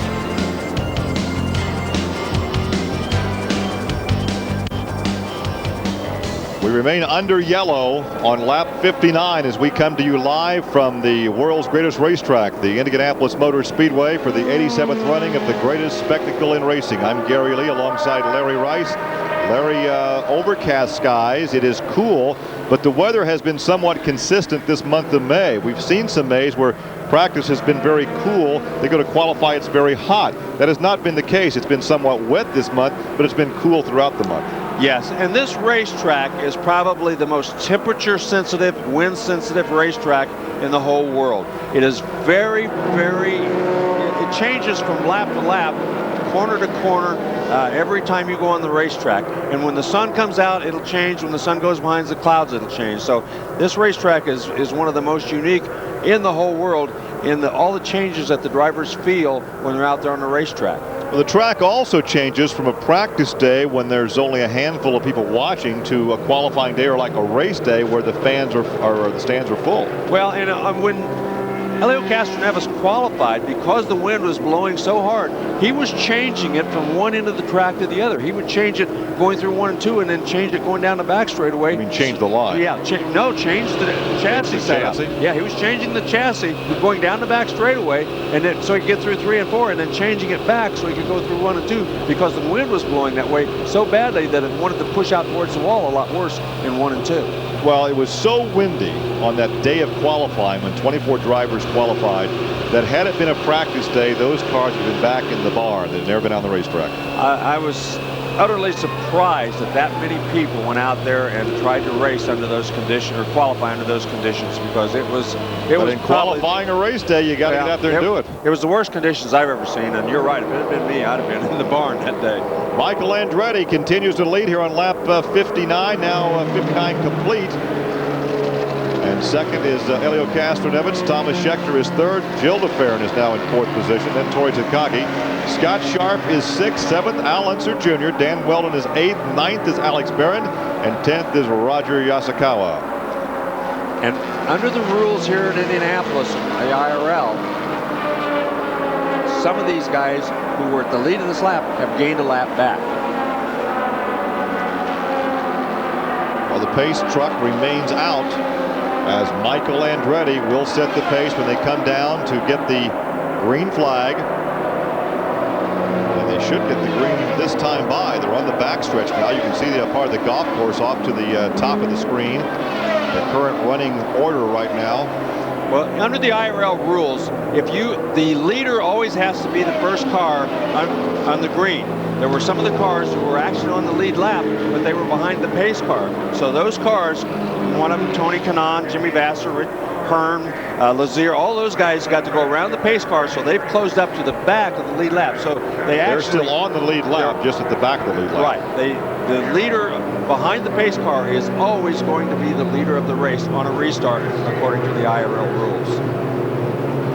Well, they will get the furl flag indicating 1 lap as they come down this straightaway. As once again, the 14th year for a Chevrolet to pace this event, and the first time that a truck chassis has been the pace vehicle. That's the Super Sport Roadster by Chevrolet. And they're in the showrooms now around the central part of the country. Now, Michael Andretti, remember again, he is off sequence with everybody else behind him. He will have to hit about 7 or 8 laps sooner than anybody else. So Michael Andretti has put himself in either a very good or a very bad situation, depending on how the yellows come out here. What a story this would be if he could finally pull it off. What a story. Unbelievable. He's led 398 laps and led one race that I remember quite distinctly. He was leading with only about 10 or 15 laps to go when he had problems. You can see now that they tell them to start picking up the speed as they're going through turns 3. So we'll see exactly where Michael Andretti starts picking up the pace as they go down through turns 3 and 4. Nakano is the second car in line there, but he is a lap down. Oh, looks like Castroneves kind of got caught as he's way back behind Nakano.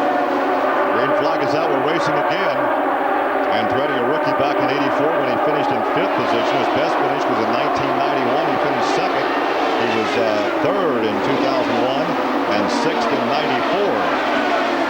And DeFerrin pulled out and went around Thomas Scheckter on that restart, so he made a nice move, got a little bit of a run, and made the pass. There you're riding with Scott Sharp back in the 6th position, car number 8. Here goes Castroneves. And here comes DeFerrin and Scheckter. DeFerrin and Scheckter, sorry. Uh-oh. Car in the wall, bringing out our 4th yellow of the afternoon. Oh, another car spinning. That's Jacques Lazier spinning in perhaps somebody else's oil. Yeah, he had a flat right rear tire, too. So it appears like that was Richie Hearn up against the wall down there on the back straightaway. Yes, it is. Richie Hearn in the wall, down the back straightaway. Heavy damage to the right side of that race car. Perhaps the replay would indicate why Jacques Lazier spun. There may be oil on the racetrack from the original accident. Or there might have been some contact. It appears that he's got a flat right rear tire, so there may have been some contact between those two. Oh, here they are. Well, he just pushes out to the wall. Now, where is... Oh, he's on the brakes right there. He's hard on the brakes, trying to avoid the contact. The car... Well, let's watch again. Yes. A tire may have gone down. He just pushed out to the wall. Yeah, Richie Hearn went out, hit the wall. The cars in front of Jacques Lazier got on the brakes. He was like the 3rd guy in line, got on the brakes really hard, smoked the tires, and by the time he got off the brakes, the car had already started to spin. So tough break for him. Shigeaki Hattori is an early What put you out? Well, beginning of 5 laps car was good. Then I don't know why after 10 laps and like I feel same as out of gas, and we changed filters, everything, but we couldn't fix. Could be we had fuel pump problem. Fuel pressure, can you get back out? Or can they fix it? No, you know, still fuel pressure went down, so we couldn't do nothing. Okay, Shiggy's out of it here. Bob Jenkins. Well, both drivers are out of the car, so Richie Hearn is okay. Jacques Lazier is okay. We thought maybe Jacques could refire, but he's got that flat right rear, so let's bring that car back to the pit lane as Michael Andretti continues to lead under the yellow here in Indianapolis.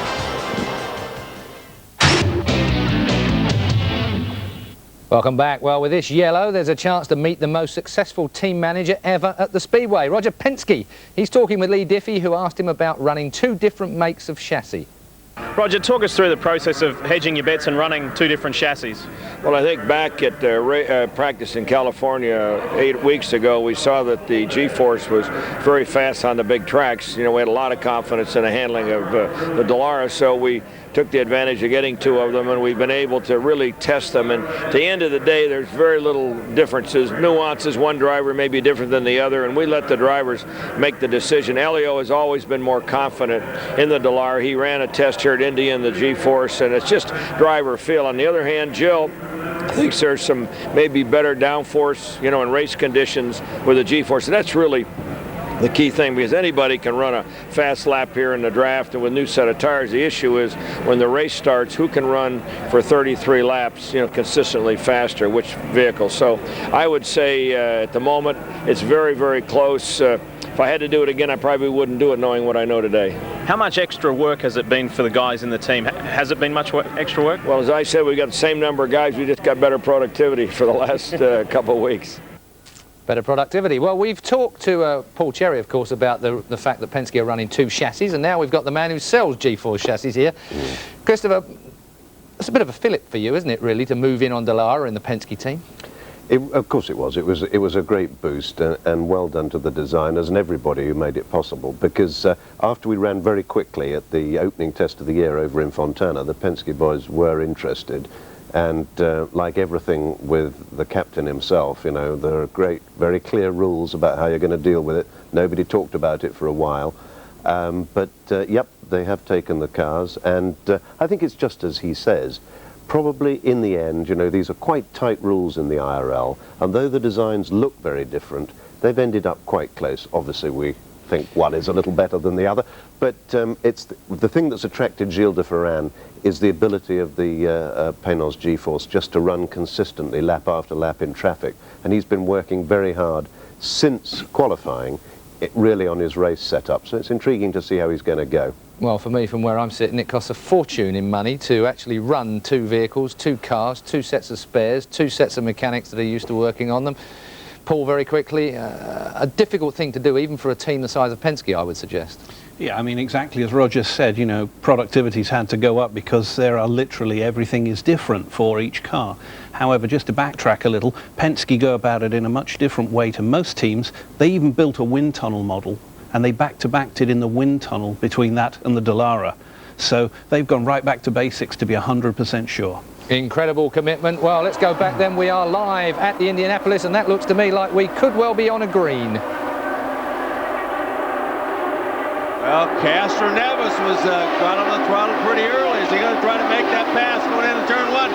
He thought about it, but then he thought, no, Michael Andretti, this is his last race. He wants to lead this baby, and he's going to. Right now, they both are wisely using that pace. But look how much of a gap that he lost when he got out of the throttle. He's going to lose second position. He's going to lose second position to Thomas Scheckter. It's all because he lost his momentum. When he climbed out of the throttle going into turn 1, it takes you about a half a lap to build up that speed again totally. And before he could get back up to top speed, Thomas Scheckter took advantage and went around him. Penske cars are now 3rd and 4th on the racetrack. Takagi is now in 5th position. But there is your leader. Michael Andretti continues to show the way after starting back in the 13th position. That's one of the reasons that traffic is so important, and being able to handle well in traffic is so important. You can see the first 5 cars pretty much about 3 or 4 car lengths apart, but they pulled away from everybody else by about 10 or 12 car lengths. Well, Scheckter starts to close in on Andretti. Scheckter has led this race for about 5 laps earlier. We've got 4 different leaders, 5 different leaders: Castroneves, Dixon, Andretti, Kanaan, and Scheckter. Thomas Scheckter got a great run off of turn 4. He just pulled down to the inside of Andretti and blew on by him. Andretti was not going to deny him, as he really had a great run. Well, Scheckter has something to prove, because this race was his to win last year. He overdrove the race car, and look at this. Here comes a pass for second position as Castroneves goes around Andretti. Well, and Andretti has lost 2 positions in the last lap. Well, what happens is when you get passed like that, you have to lift just a little bit. You lose your momentum. So if there's 3 or 4 cars behind you, you stand a good chance of getting passed by all of them, because you lose that momentum. It's so important to run flat, or as close to flat as you can, but it doesn't look like Gilles de Ferran's going to be able to take advantage of it and go on by him. Well, right now we have the Penske cars running in 2nd and 4th, with Andretti between them in 3rd spot. But Scheckter continues to open up now, just over a 2nd lead over Castroneves. Tor Takagi behind them. That's Dan Weldon back there, the 4th car in line, who is also one of Michael Andretti's cars. And now we're riding with Scott Sharp, who is right behind Dan Weldon. So the cars you see in front of Scott Sharp are those cars that we've been talking about. And Scott just ran 226 miles an hour on his last lap. That was 4 miles an hour faster than Thomas Scheckter, who's leading. Well, you can see everybody following Michael Andretti right now. And once he catches these guys, again, you have to time the cornering just perfect. You have to get off the corner just perfect so that you can draft and get by them going into the next straightaway, down that long back straightaway or long front straightaway. 70 laps are now complete. The scheduled distance, 200 laps, 500 miles.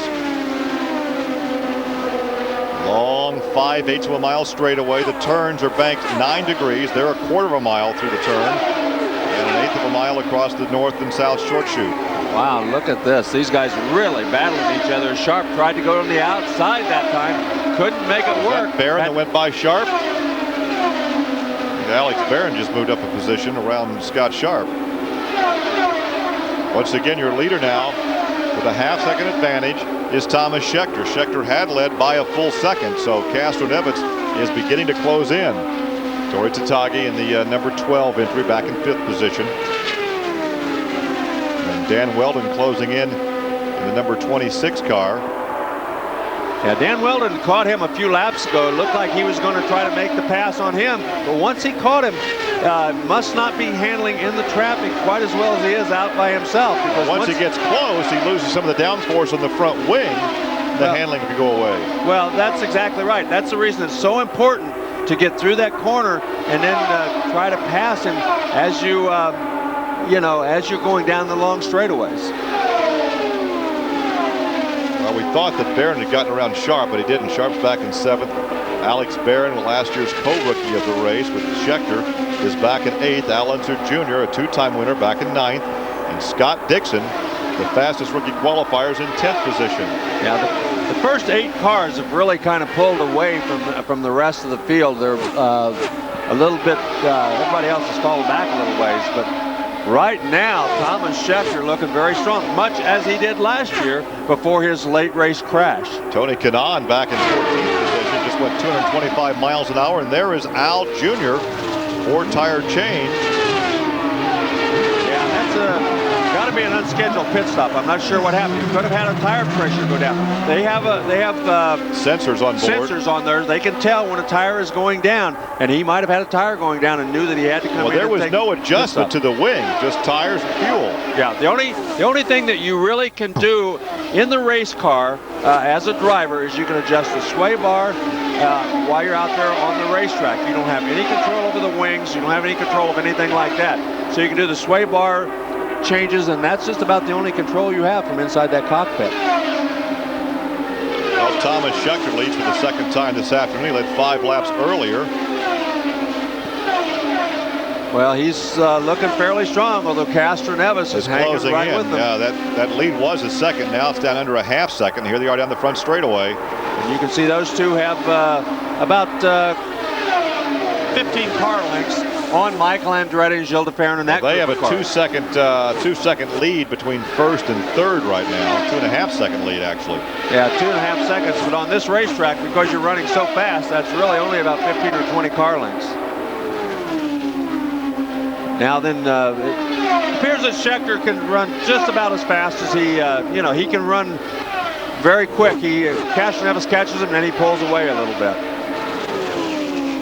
Well, we're hearing now from race control that apparently Schechter is complaining about a loose race car, so he's eagerly awaiting a chance to come into the pits and make some adjustments.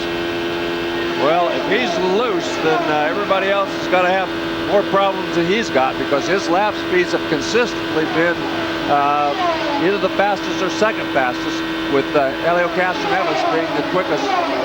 What's that old racing saying? If it's loose, it's fast. That's right. You know, a car that has a big front end push or an understeer here is not. It's very comfortable for the driver, but it's not the fastest way around here.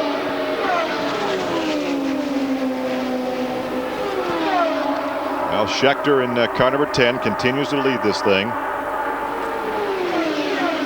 Castroneves just hanging on about 5 car lengths, 4 car lengths back, just content to ride there right now. I don't think he really, he knows he doesn't have to pass him. They've got several more pit stops to make. As long as they're not in heavy traffic, he's going to just ride there. If he gets a chance in traffic, then he might make his move towards the front. But right now, I think he's extremely happy just to have the leader in sight. This guy's won here twice, and he didn't do it by making mistakes. So, well, this is the point in the race where you have a rhythm. You've developed the rhythm. You've got your pit strategy. Now you just kind of settle back there behind the desk and go out there and ride. Well, it's not necessary to lead this thing at this point. Exactly. You don't have to lead. As long as you can keep them in sight. The guys that are running in the first 7 or 8, they're okay with where they're at. They're not going to get excited. If you're a guy like Scott Dixon or Greg Ray or some of these guys that are a little farther behind, then you've got to maybe take a little more count on whether you've got to catch up or not. It appears that, look at the cowling. It looks like the cowling is coming loose on the left side of Thomas Schechter's car. Look at that. There See it that is. little Yes, gap? yes. It looks like there's something. And at that speed, the air could rip that off. Aerodynamically, that's not good. And if the air gets under it too much and rips that off, that's going to be a very bad thing. It could put him out of this race. But for some reason, the cowling on that car has come loose. So I want to keep an eye on that. Well, let's see how long he can run at speeds over 224 miles an hour before the air gets in there and rips that loose. Yeah, we've actually seen those cowlings fly off of these cars, and of course, aerodynamics an extremely important part of IndyCar racing. The downforce depends on the body and the sleekness through the air. There's what they call ground effects cars. There's an underwing on these cars that actually sucks these cars down to the ground. The front and rear wing also help suck that car to the ground. But you have to have all that body work on there to slick through the air real quick, real slickly. I tell you what, you can actually, if you could figure out a way, you could drive one of these things upside down at 200 miles an hour and it actually suck itself to the ceiling. Nobody's ever tried that, but that's what they always say. You can actually do that. It'd take a long, long building, wouldn't it? And look at this. We're seeing Mr. Foyt getting lapped by our leader. So I wonder if he's talking to Granddad right now. Well, I don't know, but they haven't parked the car yet.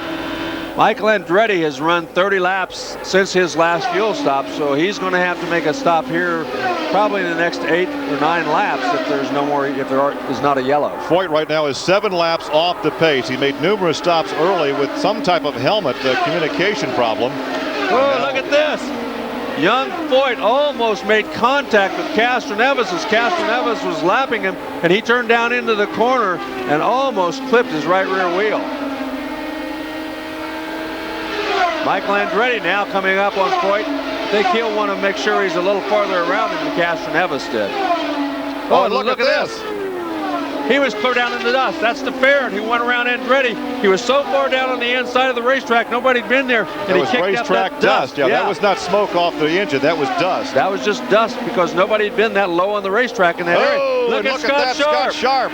Inside Weldon. They're going to go 3 wide under Foyt. Can they make it 3 wide into turn 1? Somebody has to give. It's going to be Sharp that backed out and let Weldon go. That was an accident waiting to happen. Man, oh man. And Scott Sharp did absolutely the wise thing right there. He won the last race because he sat back there and let other guys run into each other and crash. And he won that race because he was patient. And right there, he was once again very patient. Is that Alex Barron? Alex Barron goes to the inside and goes on by AJ. Scott Sharp there running in the 7th position. Remember, he was on the pole a couple of years ago and actually crashed out on the lead on the first lap. Yeah, that was probably his most unhappy Indianapolis 500 ever, and he doesn't want to have a repeat by ending up on the wall. But right now, Thomas Scheckter leading this thing by almost 2 seconds. And really from 19 laps, total of 24 laps on the 2 occasions that he has led here this afternoon. So Scheckter feels like this racetrack may owe him one as he leads after 83 circuits. Track ground on the leaders here in the last 10 laps or so. So Scott Dixon right now the fastest guy on the racetrack. And as you say, Dixon, the teammate to Thomas Scheckter on the Target Ganassi team, is now in 8th position. And he is riding about 9 seconds behind his teammate, the leader. There is a look at the Target number 10 of Thomas Scheckter.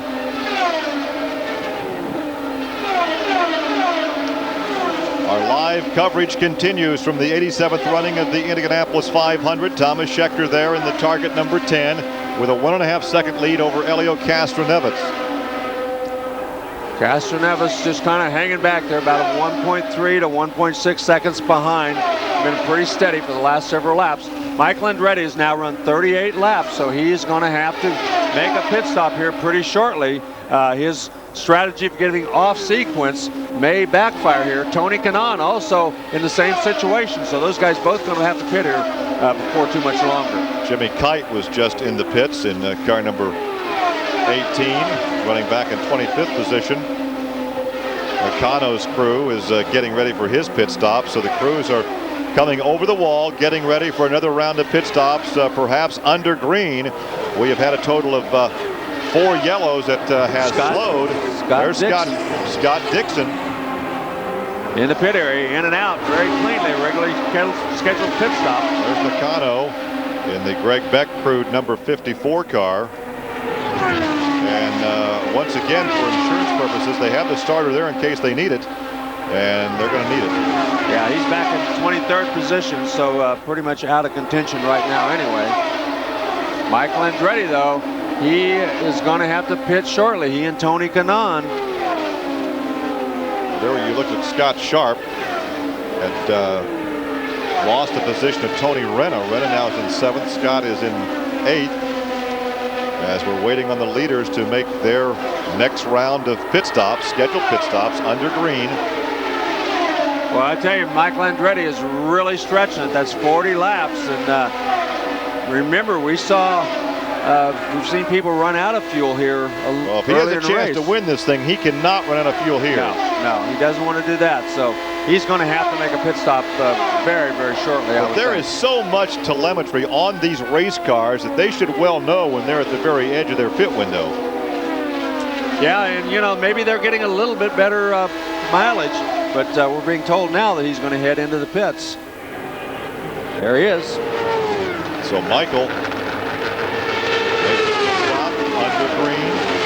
Now, this is fine if everybody else has to make pit stops under green, but if he makes this stop and goes back out and the yellow comes out, it's really going to cost him. Yeah, it certainly could. But to a driver, that's a very long pit road. You have to run about, I think this pit speed is 80 mile an hour here, and it seems like you're only going about 20 miles an hour after going out there and running at 230 miles an hour. So you're running so slowly. They're holding him. See, he's ready to go. He wants to get the heck out of there, but they've got to get all the fuel in there. They don't want to leave 1 or 2 gallons out of the race car in case they have to go on another long green this period. is a 35-gallon fuel cell. Now, at one time, a few years ago, it was 40 gallons. In fact, you can recall back in the 70s, they'd pump in 75 gallons of fuel in these things. Yeah, they did. But now then it's 35 gallons, everybody, and it's centrifugal flow. You don't have any pressure to put that fuel in there. It's gravity flow. So you have to just let it flow in as fast as it'll flow. And the longer the race goes, the slower it goes in because it doesn't have as much pressure. Oh, look at this, 3 wide. That's where you kind of hold your breath. You can't close your eyes. Hang on, who's that? That's the 44. Does he brush the wall? Robbie McGee may have brushed the wall. Yeah, he was so wide. He just got up there. I think he did just barely touch the fence. There goes your leader by Buddy Rice down the backstretch into turn 3. You're right with Thomas Scheckter. He leads on lap 94. He took the lead on lap 64. So he has led the most laps here this afternoon. There is Sam Hornish. That is the Panther Pennzoil team, the 2-time defending IRL champion. Kevin Blanche holds him. So he pitted on lap 36. So as we thought, the Chevrolets are not getting as good a fuel mileage as the Hondas and the Toyotas, because most of the other guys, most of the Hondas and Toyotas have been going, well, at least the Hondas we know have gone 40 laps. And here comes Tony Kanaan. He went 42 laps. No, he didn't. I thought he was heading for the pit area. Well, that was Andretti. That was Andretti in number 7, and he's back after the pit stop in 20th position. See if he's got a problem. He may have an engine problem with that car. Well, let's ride along with him as he, did he pull to the inside? Yeah, he's down on the inside. He's down on the inside, and he just made a pit stop. Yeah, that's not a good sign. There's Scott Sharp. On pit lane. Remember the Kelly Racing team.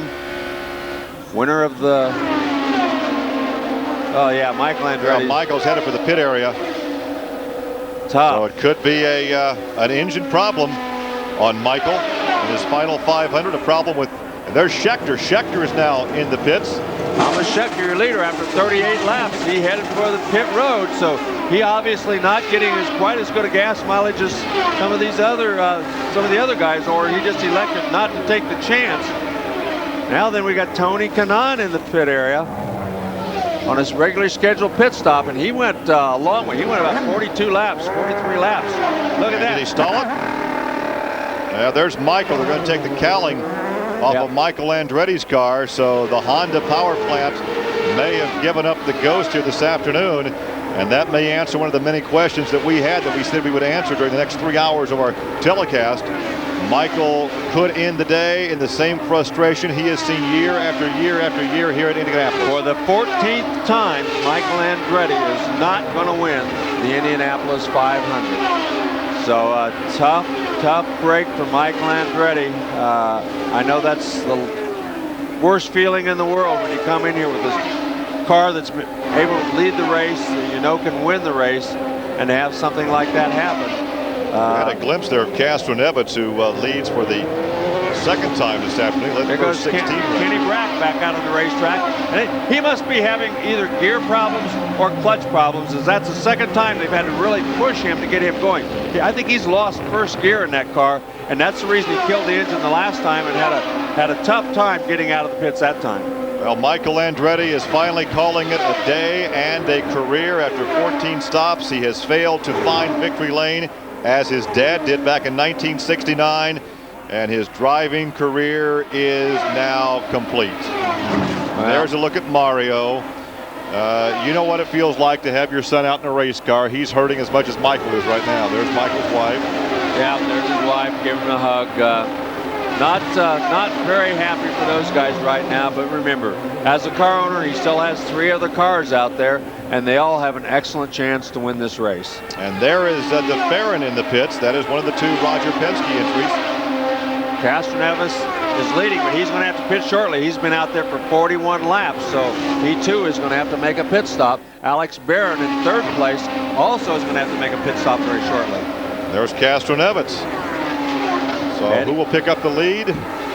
Now remember, we've talked about how great the Penske pit stops have been in the past, but you also must remember that Gilles DeFerrin lost the wheel leaving the pits just last year, while he had an excellent chance to win the race. So even the very best in this business can make an error. Well, Alex Barron in the pits, Castronevich in the pits. And so let's see as they sort things out who's going to lead this thing. The man on the right front is really the key to a pit stop. He has to stand in front of that driver and tell him when to go. He'll stand up there. Oh, they're making an adjustment on Alex Barron's car, the right front. That's usually the crew chief. That's the right front tire guy. And the reason he is because he is the guy in control. He waits for him to make sure the fuel is out before he tells that guy to get out of there. And if he makes an error and sends him too quickly, it can cost you the race. This is the car that Arie Luyendyk was scheduled to drive. Luyendyk, a 2-time winner, was going to come back and run Indianapolis, but had a practice crash and had all the symptoms of a concussion. So he was very lightheaded. He got back in the race car as we approach the halfway point here. 100 laps down, 100 laps to go. So Jimmy Vasser is now your leader at lap 100. And they've just shown the cross flags to him, so he is the leader at the halfway mark. We're trying to get a hold of. Let's see if we can't get a hold of Michael Andretti down here in the pit area, Larry. Feel right here, right now. I don't know. Really disappointed, but hey, you know, it wasn't meant to be. It's a shame because the 700 car was running very good. We were running right up at the top all day, and we had a shot at winning it, a legitimate shot. So at least I can say I had a good shot at winning my last race. Now you go your gears and you become you still have to. You begin to call some of the shots or what? I'm not going to call any shots, but I'm definitely, the first thing I did was look up the scoreboard and see where they're at, so I got to start cheering. Paul, he may not win it as a driver. Well, very noisy down there in the pit area trying to hear from Michael. He led some 22 laps today, so he will end his career having led 420, and once again he has that distinction of having led the most laps without winning the race. And there's Jimmy Vasser. He was the leader until he had to make his pit stop. That will rotate Thomas Scheckter back into the lead. Helio Castroneves will be in 2nd, Gilles DeFerrin in 3rd. So all of your leaders have now run through this cycle of pit stops. Tor Takagi comes out in 4th, Dan Weldon in 5th, and Kanaan in 6th. So all of those guys have made their pit stops. Scott Dixon is running in 7th, and he's off sequence with the rest of the leaders and will probably be the next one of the leaders to make a pit stop. Well, we have passed the halfway point. We understand something is coming out of the back of 19. That's Jimmy Vasser, who just made a pit stop, so there may be some fuel. Who knows what might have happened. Anything could have happened. Look at this. The side of the Scheckter car is still gaping open. That cowling over the engine, he made the pit stop, and we thought they would secure that, but for whatever reason, it is still loose. Yeah, they didn't. Uh-oh, the yellow flag is out. So now that may be for some fluid from the back of the 19 car. Well, we'll wait and get the official word of exactly what this is for, but Thomas Scheckter is your leader at 103 laps. There is a spray from 19, and there you can see it right there, Larry. Oh, yeah. We're on board.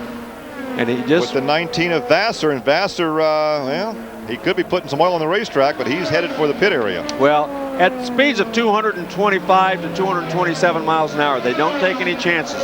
If somebody looks like they're leaking fluid on the racetrack, they're going to throw the yellow and come in and check it and give everybody a chance to see if the racetrack is slick or not.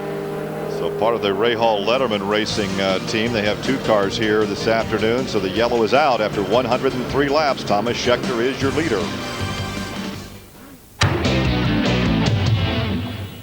Welcome back. The drama continues in Indianapolis live here on Sky Sports. We've just seen Jimmy Vassar with a smoking Honda engine that's coming. He didn't look too pleased, did he? Kenny Brack, who is a man we expected to see right out the front at the moment, is also in 15th place. His team manager is, of course, Bobby Rahal, who did time as the boss of Jaguar Racing, of course. Lee caught up with him, that's Lee Diffie, during qualifying week. I think Kenny looks strong. You know, we'll just see. You know, these cars, it's so fluky. You know, if the weather's just right for you, you know, it can make all the difference. So we just hope things are in our favor today. And I think if so, I think we're going to be in the top 6 anyway. But it's tight up there. You know, a little bobble here and there, just a little too much drag in the car, and that's all it takes. We all know how successful the Brack-Rahal relationship was in kart. Is it good to have Kenny back? Oh yeah, I mean, you know, he never wanted him to leave, and you know, he just got a deal he couldn't say no to. But you know, last year, I think we've all recognized what a great combination we had, and we really worked hard to put this together. And you know, we're together for 3 more years, so you know, I've always had great respect for Kenny, and you know, for me as an owner, I know that when that guy shows up at a test or at a race, he's there 100%, and that's all he's thinking about, and that's what you want. It's good, isn't it? Because you really do have the old team back. Don Halliday is back. Yeah, I mean, there's a lot of chemistry between Kenny and Don in particular, and the same crew chief, you know, Ricardo Nault, and a lot of the same guys on his crew that he had in 2001, and you know, so you know, we tried to put it back the way it was, and I think it's working so far. You're certainly not new to Indianapolis, but you're new to the IRL IndyCar Series. How has that been for the first 3 rounds this year? Well, you know, we did Fontana and Indy last year, and we found out that you just can't show up at these things. You really gotta work with the cars all year, and that was our whole intent here. And you know, the first 2 races we had little issues with it, but in Japan, Kenny was certainly the strongest guy out there, I think, and you know, just the yellow flag kept us from winning. But maybe I hope we're peaking at the right time. Paul Cherry here. You've got to say that Bobby Rahal puts a good team together, and he seems to be very happy to have Kenny Brack back on side. Yeah, he's recreated a good situation because Don Halliday, Kenny's engineer from kart, really meshed, and it's 50% of the driver. I mean, even Townsend would agree. If you're really in sync with your engineer, if the engineer says this is going to win, then you just go out there and do it. It will win. I think that sometimes casual viewers into the Indy 500, in fact into Indy racing generally, will not understand just how technical and just how much of a fine line the guys and the teams are actually walking in this sport. I think it's very difficult to convey on television. Christopher, perhaps you'd like to pick us up on that as well, because, I mean, chassis-wise, again, I mean, the technicalities, the detail that goes into making a car work on these ovals is incredible. Yeah, well, it's certainly the whole intent of the IRL regulations this year has been to close things up. Ironically, the one thing that hasn't happened is that the Chevy is not given the same power. So Sam Hornish is undoubtedly a talented driver, and we're just not seeing him in this race, which is a shame. The Chevy's not doing it for him. But the fine line you talk about is absolutely there, and that's what they're at throughout the month of May, leading up to this great day. Just tweaking away, tiny little changes, teams, hordes of engineers analyzing data in order to make minutest changes, for instance, to the wings, in order just to get that little bit less drag, that little bit more speed around this great speedway. Well, let me come away from team management and the like to a driver. Obviously, a whole month of setting a car up, a whole month of getting ready, the technicalities that we've already spoken about, Townsend. Mm-hmm. What does it do to a driver? Is it a draining experience? Is it a real, you know, is it one of those ones that you rise to, or does it, as the month goes on, do you become tired? Do you become mentally drained by the whole thing? Well, having never done the month of May myself, I'd sure like to at some point, but like Mr. Rahal pointed out there, what you're looking to do is build to a peak. Continue to progress, build some momentum during that month of May through practice, in qualifying, get a good starting position, and get the race setup comfortable. But as much as they're splitting hairs on setup and tweaking every last little bit, you see it comes down to the simple things, the pit stops, guys stalling in the pits, an engine problem, a miscommunication, somebody, you know, it's the silly things that get you in this race. It's such a long race. There's so much emotion and so much on the line, a lot of prize money to win, and not to mention manufacturer glory, especially the Toyota and Honda runners. So, well, you've just got me quite neatly into Honda at that particular point. I know we're going to go back to the track live in a minute. Very quickly, Paul, Honda, 2 motors out, Andretti, and we've just seen Vassar go out with a Honda motor as well. They put a new batch over there. Is it working for them? Well, this is a big, hard race, as we've said before. Engines blow up. Chevy've had 2. We don't know the ins and outs of these Honda ones. Toyota have lost 2 also. I think they've lost 3 now. This is a hard race. Whichever way you look at it, it's going to be a blow-up situation. This is a hard race indeed. Hopefully we won't have any more blow-ups, but I'm sure we will. Let's go back to the track live because I think they're about to come under orders and come through to a green flag. Let's join our commentators at trackside. Well, perhaps we have a replay, Larry, of exactly what happened with Kenny. Now let's watch him. Where is he? Up to the top of your screen. There he is, all by himself at the back of the pack. About a half spin, and he kept it going. Yeah. He got the clutch down. And you notice when we saw him taking off, he was going so slowly. That's because I still believe he's probably lost at least first gear, maybe first and second gear, and that's the reason he had such a tough time getting going again. And eventually his clutch could go out too, having to take off that slowly. Okay, we're ready to go back to racing now. They will complete lap 109 as they take the green flag past the halfway point. As we run through the current standings, as you pick out your favorite driver here, the 87th running of the Indianapolis 500. They opened this track back in 1909, had a series of races in 1909 and 1910. As you see, the restart order was Scheckter the leader. But the first Indy 500 was staged back in 1911. They will be picking it up pretty soon. Ray Haroon over 6 hours to win that first race. And they come off the corner and the green flag flies again. And you can see everybody jockeying for position. Look how low they are on the racetrack. A lot of those guys tried to stay back there and get that run. Look at Kanaan. Oh my gosh. What a gutsy move on the high side by Tony Kanaan. They don't teach that in driving schools, do they? Man, oh man, that was one heck of a chance he took, and now he goes around Buddy inside. Rice. That's your dip and dive, Larry. Dip and dive, slip and slide. It wasn't any sliding going on, but man, oh man. A lot of dipping and diving. That was a huge, huge risk he took going around the outside of those guys, but he gained several spots by doing that, and that's the way you win races at the Indianapolis 500, believe me. That'll stop your heart if you're a car owner watching that on the monitor. He was the 3rd guy out on the outside during that whole mess, and really, I'm not sure. You know, when you're watching the guy on the inside of you, sometimes you don't realize there's somebody on the outside of you. Well, also, he's doing that on cold tires. That was a restart. He had cold tires.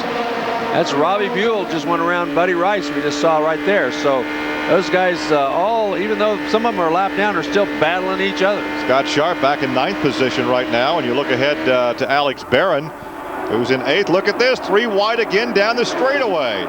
Tony Renna. Man, that's Barron on the inside in the Meyer car. There's Rice in 52. There is Scott Sharp. You're riding with Scott Sharp in car number 8, back in the 9th position. Buddy Rice has been right in the middle of a couple of really exciting moments here. He's 2 laps. He's a lap off the pace right now. Wow. And you can see cars back in the field dicing with each other, trying to make those moves. That's about the raciest segment restart that we've seen for a long time, is those guys really, really going after each other. We're past the halfway mark, so they know that we're getting close to the time where it's going to be racing, no more riding. Yeah, you got to show your cards. There's the Red Bull entry of Buddy Rice. Now, Buddy right now a lap off the pace, back in 18th position as Scott Sharp goes on by. Scott Sharp has gotten by him. Robbie Gordon back there now behind him. Robbie Gordon behind Scott Sharp at number 27. Now you ride with Robbie. He's making an adjustment to the car. Did you see that? Reach down and adjust the sway bar? Yeah, he reached down and adjusted the sway bar while he's going down the front straightaway. So these guys all trying to catch up with the leaders. Now's the time to kind of if you were saving anything, now it's time to get rid of it. That's Greg Ray now that we see coming up on Buddy Rice. Castroneves now about 0.3 of a second behind Thomas Scheckter, but Gilles de Ferran is over a second behind. In fact, 1.3 seconds behind Scheckter in third position. But Tony Kanaan restarted this race on that yellow back in about 8th place. He's now up to 4th. So he really, so he's come up 2 spots. I thought there must have been a bunch of those cars that were lap cars. I thought more of them were on the same lap, but he's at least gained 2 spots on that restart and really took one heck of a chance with those lap cars when he went around. I think it was Buell and Buddy Rice that he went around. Well, Scheckter has led the most laps. He was the co-rookie of the year from last year's race, shared that honor with Alex Barron. Won a race at Michigan last year for then the Cheever team, the Red Bull Cheever. And then with about 3 races to go, that whole relationship kind of blew up in everybody's face. Tony Kanaan running back there in 4th. He's the green and white car back there. He ran the last lap at 228 miles an hour. The fastest car on the racetrack, and I believe that's probably the fastest lap of the race. Well, right now, he was about 7 miles an hour faster than the leader. As you look back from the lead, Thomas Scheckter, number 10. So Scheckter has led the most laps here this afternoon. It's the 3rd time that he has led the Indianapolis 500 this afternoon, leading the Penske teammate with Tony Kanaan back and forth.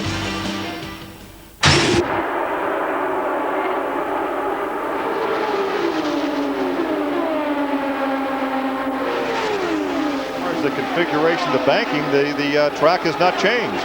It was built to go about 100 miles an hour, and they're going 230 now. And they always claim that all 4 cars look exactly alike, but every driver here will tell you that they're all 4 very much different. So Thomas Scheckter continues to lead on lap 119 here at Indianapolis. Well, more stories to unfold, more questions to be answered. Can Thomas Scheckter win a race that perhaps he had a good chance to win last year? Can Helio Castroneves come back and make it 3 in a row?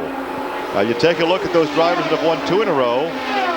And back in 1939, 1940, Wilbur Shaw won. He was actually leading and led 107 laps in the 1941 race when he crashed. But there was a fire the morning of the race in the garage area, and the Wilbur Shaw crew had actually marked a wheel not to be used. They put a chalk mark on it. The chalk mark was washed away by the fire hose. They inadvertently put the wheel on the car during a pit stop. The wheel broke and he hit the wall and was seriously injured. That caused him a shot at 3 in a row. Go back to 1952 with Bill Vukovich was leading late in the race. A pin in the steering broke. He brushed the wall, and young Troy Ruttman was the victor. Then Buki came back and won in 1953-54 and was leading in 1955 when he got caught up in an accident and was fatally injured.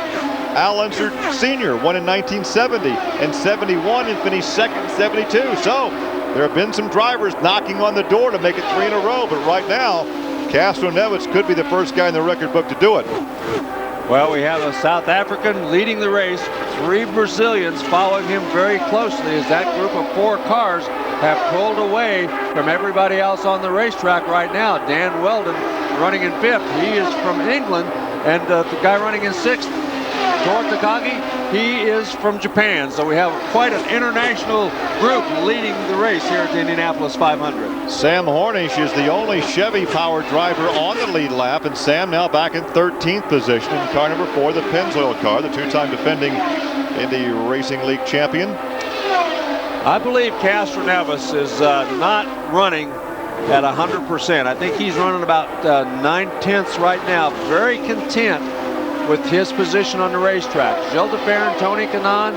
We saw Tony Kanaan running 6 or 7 miles an hour faster than that. So he too maybe have just pulled up with this lead group saying, okay guys, we'll just run here for a while and see what happens as we get closer to the end of the race. But, you know, is Thomas Scheckter at his peak, or is Thomas holding something back?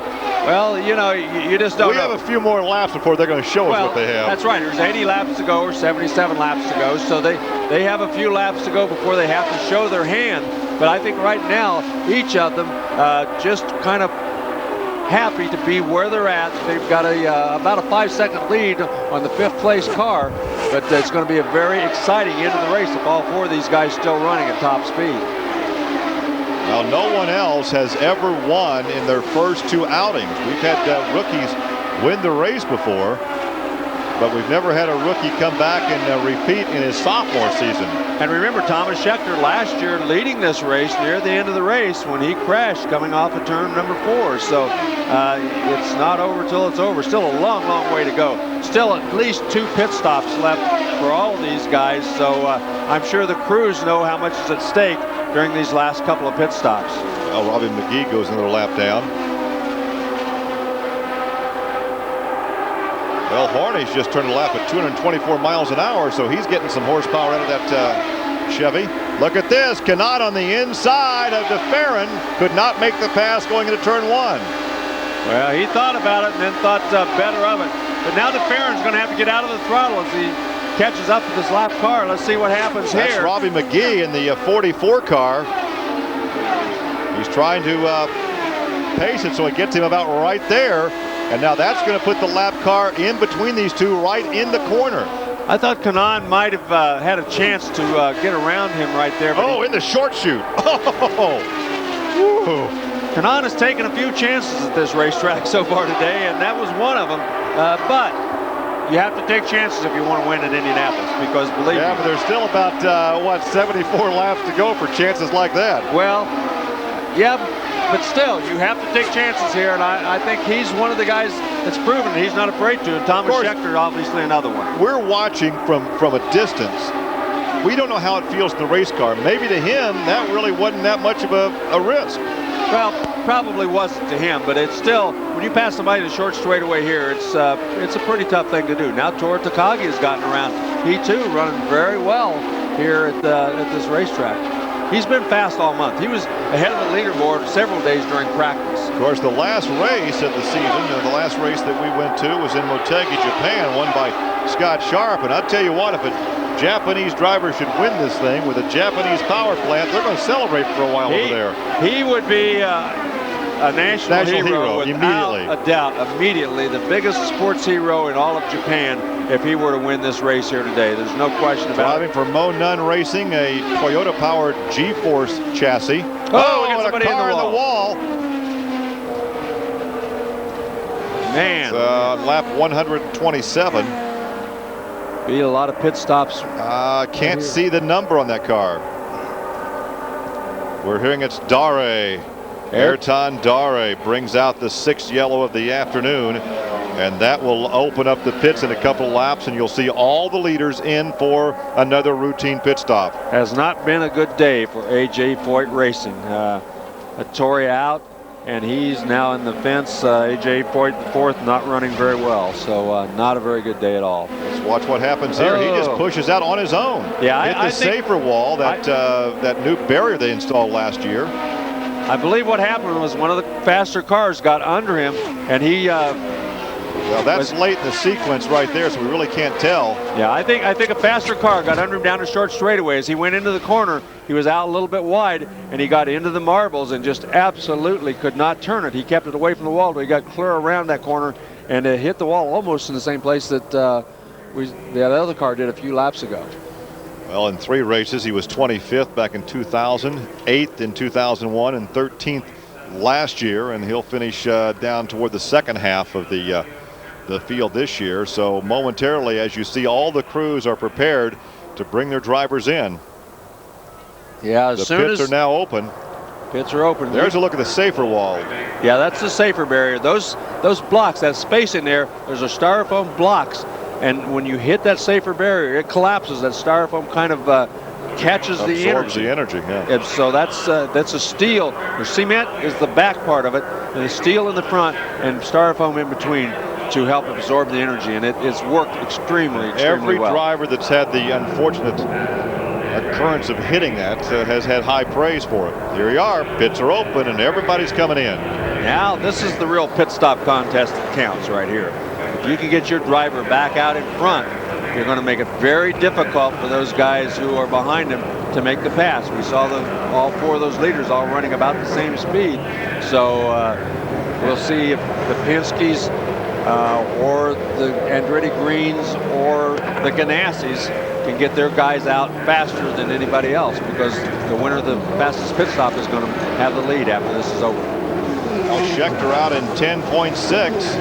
Let's see what the 9.9 and 9.4. So once again, well, it made the difference. It made the difference as they leave the pit area. He will be running in second place because the Penske cars both had quicker pit stops than he did, and Castroneves will be your leader.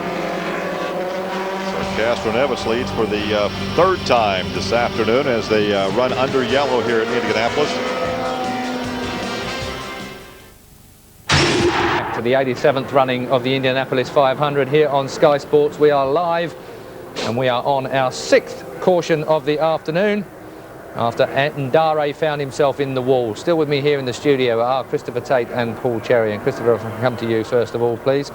Ndare found himself right up on the marbles. I mean, it's a feature of a race this long that all the debris, everything coming off the tyres, all the dirt rubs its way uphill of the track, and then we get this kind of result when someone finds himself offline.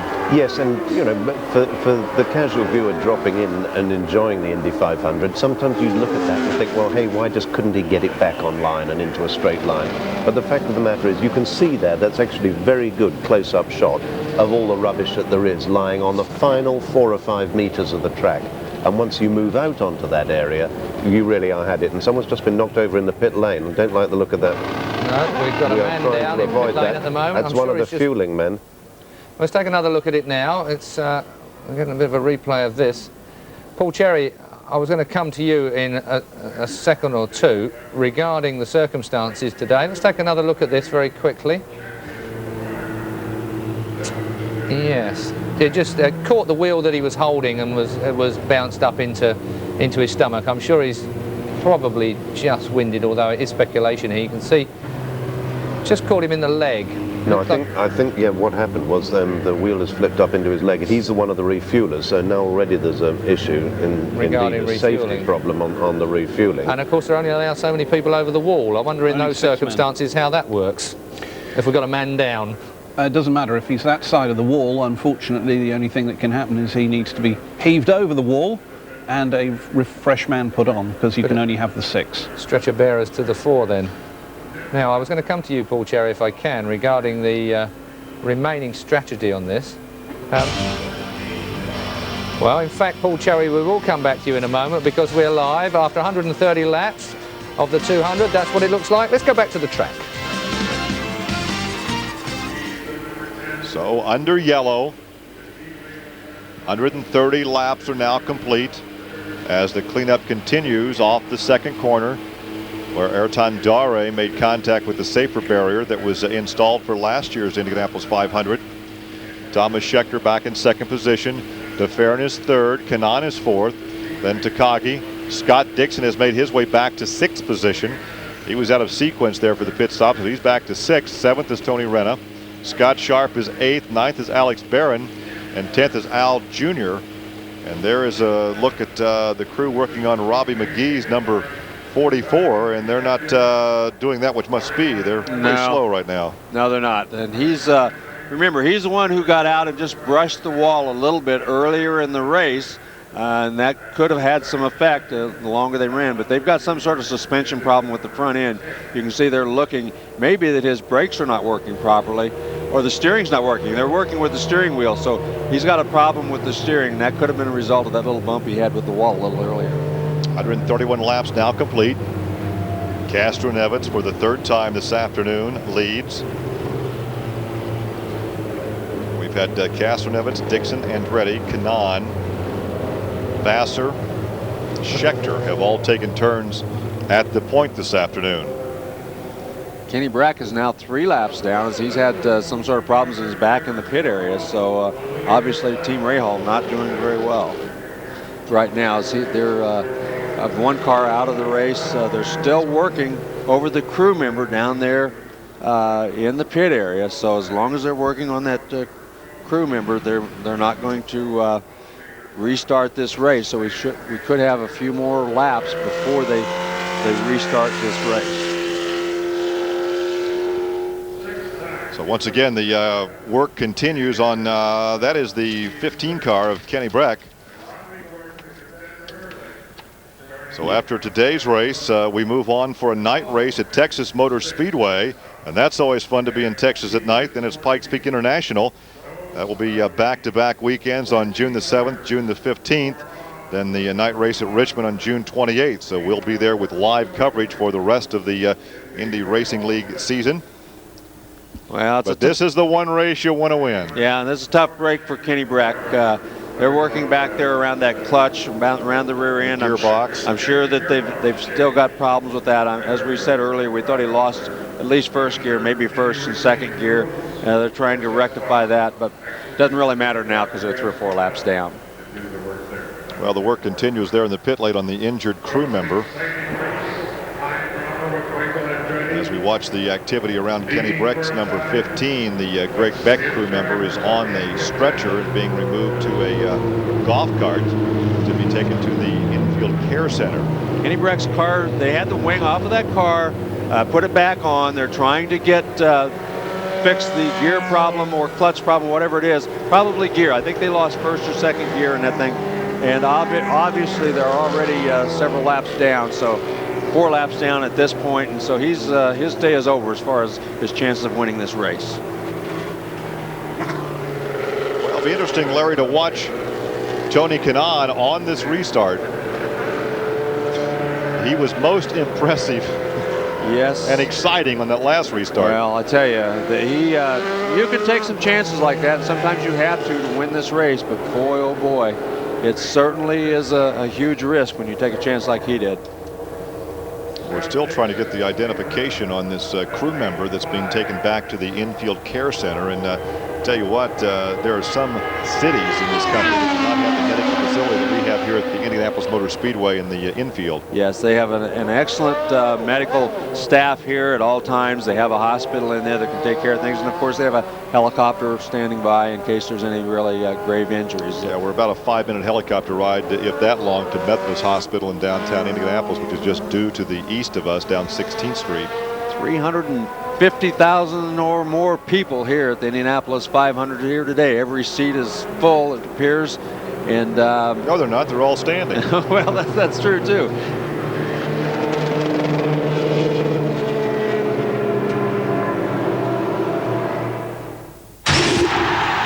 Pit stop, took on what little fuel he could, so he can go probably 3 laps under green conditions, maybe 2 laps under green conditions farther than anybody else. So he just made a stop and go, real quick fuel top off. He has at least one more stop to make.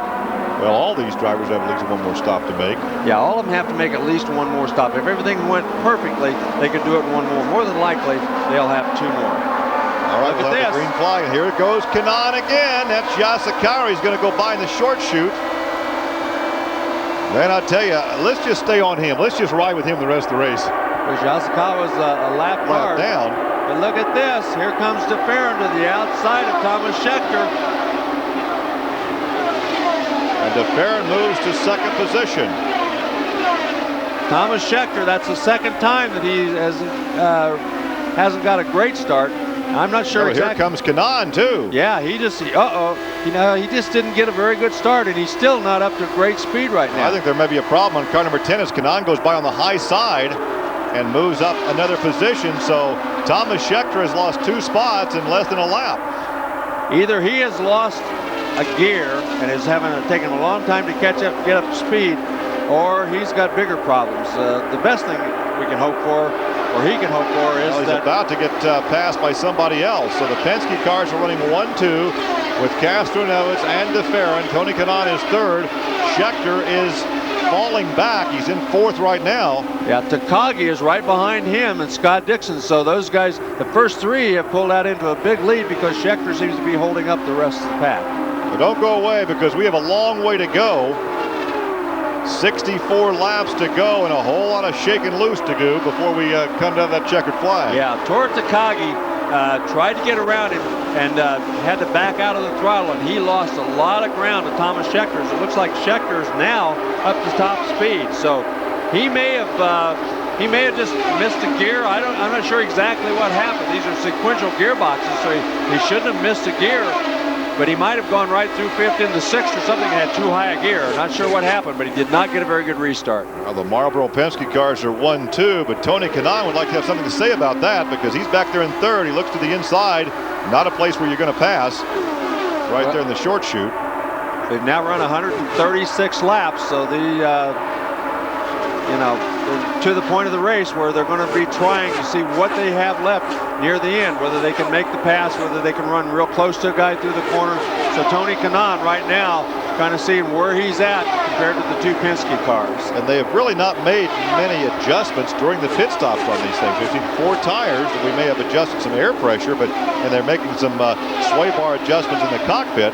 Now Thomas Scheckter is catching back up with our 3 leaders. Remember, those first 4 cars kind of walked away. Look at this. There's Kanaan on the inside, but he had no way to do it there. Didn't have the momentum. Now he lost the momentum. That's right. He got out of the throttle, so he might have lost the momentum. And if Thomas Scheckter has a good run off of turn number 4, which it looks like he did not get, then he's not going to make that pass. Look at Takagi. Takagi got a good run. He may try to go around Thomas Scheckter on the inside. Going down the front straightaway into turn 1, no. Did not have the momentum, did not have the position on the racetrack. And now he loses some momentum. Scott Dixon back there. We'll see if he can take advantage of the fact that Takagi had to get out of the throttle and make the pass. So the Penske boys are 1 and 2. And then you have the Target teammates of Scheckter and Dixon. And they're in 4th and 6th. And the 44 car of Robbie McGee is being pushed back to the pit area, back to the garage area. So the day is over for that car. So the Pennzoil Panther team has lost 2 of their 3 entries here this afternoon. We hope to hear from Ayrton Dare momentarily from back in the garage area. The car wasn't performing as good as it was before. We lost some grip. And I was just trying to get out of the way for the leaders, and then suddenly I move up a little bit. One guy went by, and then a group of cars went by, and I didn't have no room to come back to my racing line, and I ended up on the marbles, and then just lost a lot of grip and just went straight to the wall. Frustrating day for the young Brazilian, Bob. Well, so once again, as we had speculated, other cars involved. He got up high in the marbles and went right to the fence. Yeah, that's always the risk you have. You get up too high, right in the middle of the corner. Sometimes that happens. You get up in those marbles, and once you get in those marbles, you're just along for the ride. There's absolutely nothing you can do, and obviously that's what happened to Ayrton Dare. You're watching the top 4 run right together on the racetrack on lap 141. Yeah, the top 4, actually the top 6 are not too far apart because Takagi and Scott Dixon are pretty well keeping up with these first 4 guys right now. Looking at the teammates, Penske teammates 1 and 2. Andretti is teammate in 3rd. Ganassi has his teammates in 4th and 6th. Mo Nunn has team cars in 5th and 8th. And Kelly has the 3 team cars in 7th, 9th, and 10th. Well, the cream will rise to the surface. That is exactly right. But you can see these cars, the first 6 cars, basically all running right together on the racetrack. And this is why the fans are not using the seats this afternoon. Yeah. They're all standing. Exactly. These guys all running pretty close to each other. Look, there's a little bit of a gap there. A guy will try to get up there, make that run, and if he can't make the pass, he has to get out of the throttle, then he might lose 3 or 4 car lengths. But basically, these cars all running just about the same speed right now. Over 2 seconds now between 6th place and 7th place. Scott Dixon is 6th, and Tony Renna is back in 7th. Yeah, Scott Dixon, the best rookie so far as position on the leaderboard. The first 6 cars basically have pulled to a little bit of a lead over everybody else on the racetrack right now, but all 6 of these guys run pretty quickly. And once again, I think we're at a point in the race where they're going to maybe try to make the pass if they can do it and do it easily. But even a guy like Scott Dixon, who's back there in 6th, he knows he's in pretty good shape for this last segment of the race.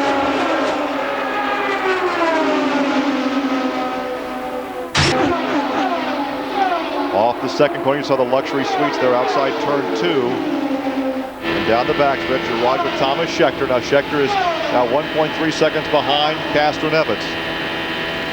Yeah, he seems to be pretty happy with where he's running right now.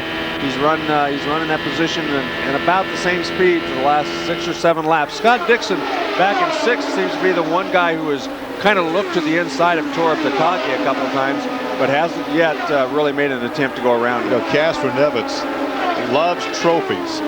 He has the very first trophy he ever won in a kart race. He finished 4th, and he says that's his prized possession right now, that very first trophy. Well, Tora Takagi back there in that 5th position. He's seems to be gaining just a little bit on Thomas Schechter right now. But again, we have at least one more pit stop to play out before we can open this thing up to a real shootout. 150 laps complete, 50 laps to go. Well, our live coverage has reached the 3/4 mark, 150 laps in and 50 laps to go, including that last pit stop. Castroneves with his likeness on the Borg-Warner Trophy in 2 spots for 2001 and 2, going for the 3-peat. It's never been done before. Gil de Ferran, his Penske teammate, Tony Kanaan, a fellow Brazilian, running in 3rd. Thomas Schechter from South Africa, and Tori Takagi from Japan. Scott Dixon from Australia.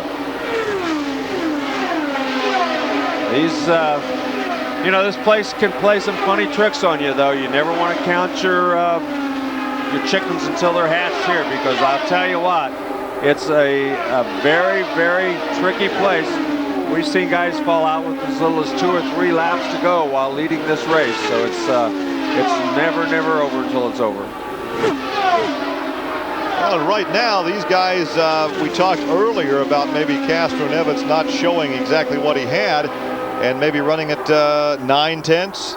I think most of these guys may be running about 9/10 right now. Yeah, most of these guys, Castroneves, if he could right now, he would be pulling away. He would trying to give himself some cushion if he could pull away from these guys. So I don't think he's got much left right now, or he'd be using it, because if there is a green flag pit stop, he would want to give himself just that little bit extra room in case he did make some sort of a slight error during his pit stop. Well, of course, these cars, Larry, are getting lighter. They're about halfway through this fuel run, and so as they burn off the fuel, the car gets lighter and should get faster. Should get a little faster. Tora Takagi started in 7th, running in 5th. As we've said a couple of times already here today, he has been at the top of the leaderboard for most of the month. He was the fastest on several occasions. Dan Weldon was fastest on several occasions during the practice days here. And remember, this is an event that it's 2 weeks to build up to it. You get 2 full weeks of build-up coming into this race. You get a lot of practice time,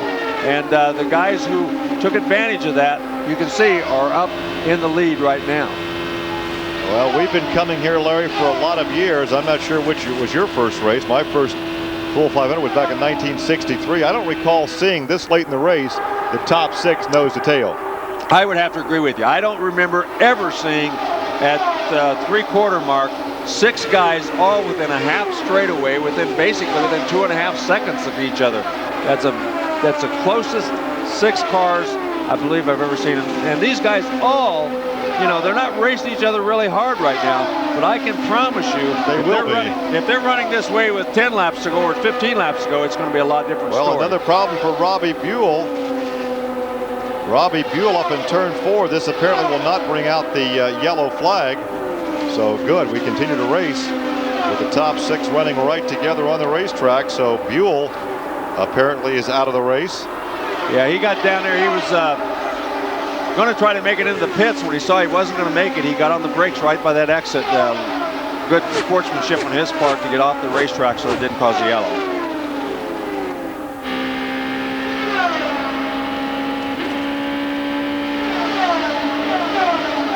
Well, Greg Ray is up in 13th position in car number 13. Well, we thought there might be a problem on Scott Dixon's number 9. Top break for he's him. off the pace. He is off the pace. He's lost power for some reason. He's going to be heading for the pit area, but Tough break for Scott Dixon, a young man who was up front all day long amongst the leaders, got off sequence early in the race trying to give himself some sort of an advantage, but as he heads for the pit area. Yeah, but he cannot go the distance now. I don't, he'd be stretching if he'd go the distance on this pit stop. Yeah, refuel, remember, he made an early pit stop earlier. He ran out of fuel right at the beginning of the race. I think they have a fuel pickup problem with this car. He's only gone 28 laps, and it may just be that they have a fuel pickup problem with this car, and they have to stop and get fuel. He's already made one more pit stop than everybody else. And I think you'll find after the race that they will say that something happened in the fuel pickup area and they're not able to get every last gallon out of that car. So he's having to pit with maybe 2 or 3 gallons left in the tank. He's going a lap down, but that was impressive to have one extra pit stop and still be on the lead lap in 6th position. Right. Yeah, it's a tough break for him, but obviously the problem is something in the fuel system. So he's trying to come back up to speed as Castroneves leads his teammate after 157 laps.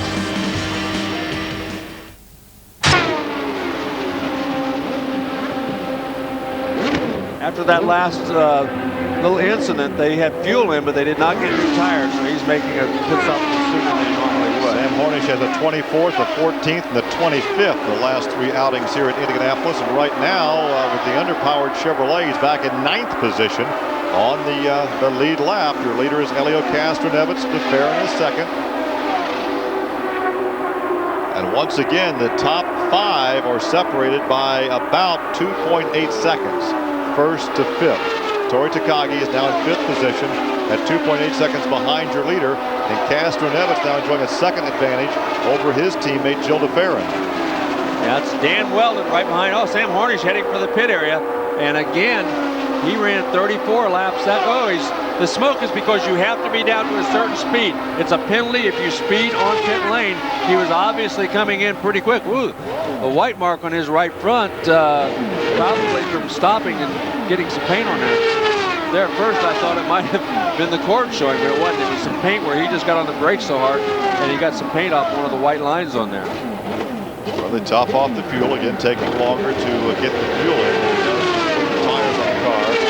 So that should be his, well, can he make it the rest of the way? Well, I don't think so. That Chevrolet is not getting quite as good a gas mileage as the others, and I think he's going to, I don't think he can make it to the finish. Well, he'll need another yellow to make it to the finish. All right, once again, we anticipate the Penske cars coming in perhaps together. Perhaps they'll stagger them around 165. We've had 10 different lead changes today among 6 different drivers. Castroneves has led, Dixon, Andretti, Kanaan, Scheckter, Vassar. And we are going to see the final round of pit stops in probably about another 2 laps. 164 laps now complete, working on lap 165. There is your leader. You caught a glimpse of second place about 2 seconds back. So the last 2 laps, Castroneves has picked up a full second over his teammate. I think he just got through the traffic a little bit. They kind of got caught behind some of those cars. And I tell you, that could be a huge difference, make a huge difference at the end of this race, just because he caught that traffic just right. When he goes into the pit area, they have a little bit more time to make sure they do everything properly. The other guys will have to really be hustling to try to make up some of that disadvantage. Well, Castroneves drives with number 3 on the nose. As we said early in our program, number 3 has won the most races here in 10. And 16 drivers have won from the pole position. And that's where he started this race this afternoon. Surely the next time we're told he's coming in. Yeah, probably you're going to see just all of these guys pitting here in the next lap or 2. We've already had some of the cars heading for the pit area. We'll see right now because he's going to have to start slowing down right here in the middle of 4. Yep, he's going to head for the pit area. Does his teammate stay out?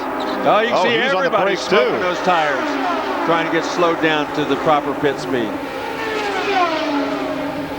Tony Kanaan comes in, or Tony Kanaan takes the lead as the Penske cars are together in the pit lane. Tony Kanaan stays out. He picks up the lead. The second time he has led this afternoon. He will make a pit stop the next time around. And that would give the lead to Takagi if he stays out. We shall see how efficient the Team Penske is. Looks like Castroneves gets down and out first.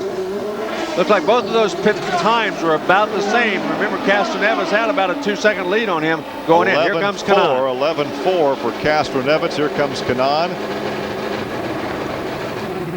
And boy, after running 222, 23 miles an hour, this is just crawling through the pit area. Yeah, it feels terrible when you're coming in this slow. You want to go faster, but you know if you do, you're going to get black flags. So you must take it easy. Now you got to hit your mark. The driver's part is to hit his mark exactly. He's got to stop right where those guys are. They're already there, ready to change the tires. If he's too fast or too slow and misses that mark, it messes them all up. Now then they have to wait. You can always change the tires faster than you put the fuel in. Looked like a pretty good stop. Almost 12 seconds for Tony Kanaan. You saw Al Unser Jr. also leave the pit area for his final stop. And Tori Takagi leads this race. First time this afternoon.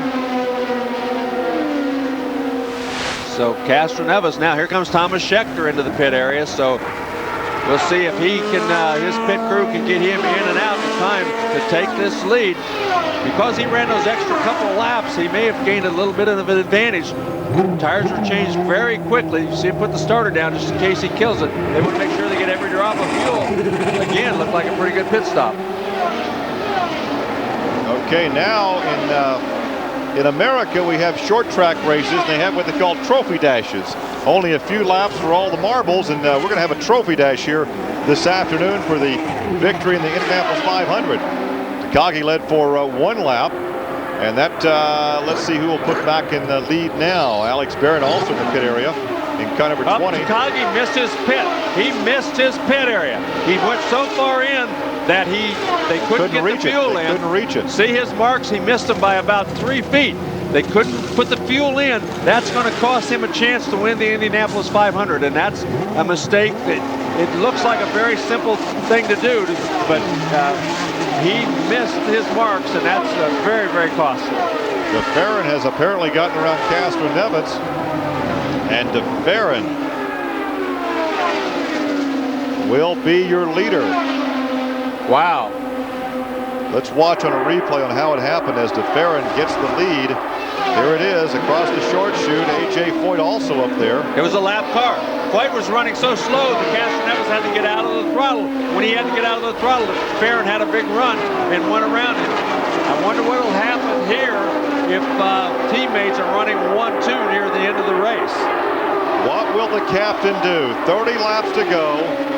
They go by Buddy Lazier, the winner here in 1996. DeFerrin leads for the first time. Wow. There may be a car slowing on the backstretch. I understand that Gordon may be slowing on the backstretch. Robbie Gordon. Well, right now, it looked like Castroneves was running very quick and was going to catch him. There you can see that car they're talking about, very slow into turn 3. He's not going to make it back to the pit area. Maybe he can pull off before he gets to the pit area, but tough break for Robbie Gordon. Well, DeFerrin leads for the first time this afternoon. That is the 8th different leader, and they are approaching some back markers with less than 30 laps to go. Yeah, this is the way DeFerrin got around Castroneves. Now we'll see if Castroneves can use this to his advantage to get back around his teammate as they catch up with the sleeve lap traffic. That's such a great team in Pedigo Panther Racing, but early on the race, when Sarah crashed in turn 3, I know it wasn't his fault, but I believe it was the 14 car ran into my left front, and that problem just kind of degenerated all day until the steering rack finally just gave out. So it's a real shame, but you know, hopefully we'll get another chance to drive that Panther car. Tough day for Robbie McGee, Jack Arute. Well, so once again, we're under yellow here at Indianapolis. Robbie Gordon needs a toe in. That brings out the yellow in lap 172. He did not make it. Leading. You could see him motioning to the pit people just to push him in that opening there. He would have pulled in there if he hadn't made it that far. He just didn't make it quite far enough.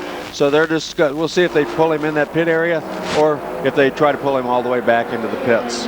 Well, it should be a short yellow, and once again, Robbie Gordon will leave the Indianapolis Motor Speedway for Charlotte earlier than he would have hoped to.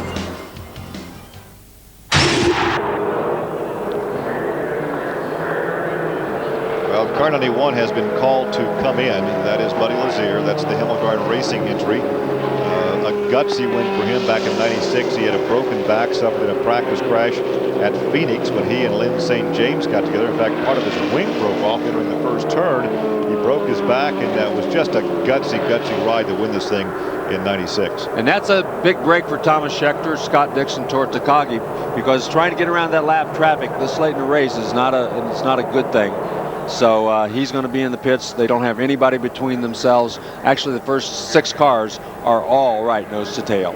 So right now it's just a shootout over the last 25 laps here at Indianapolis. There is a look at the number 91, Buddy Lazier, as he was called in for smoking. They're saying cut the engine off. The day is complete.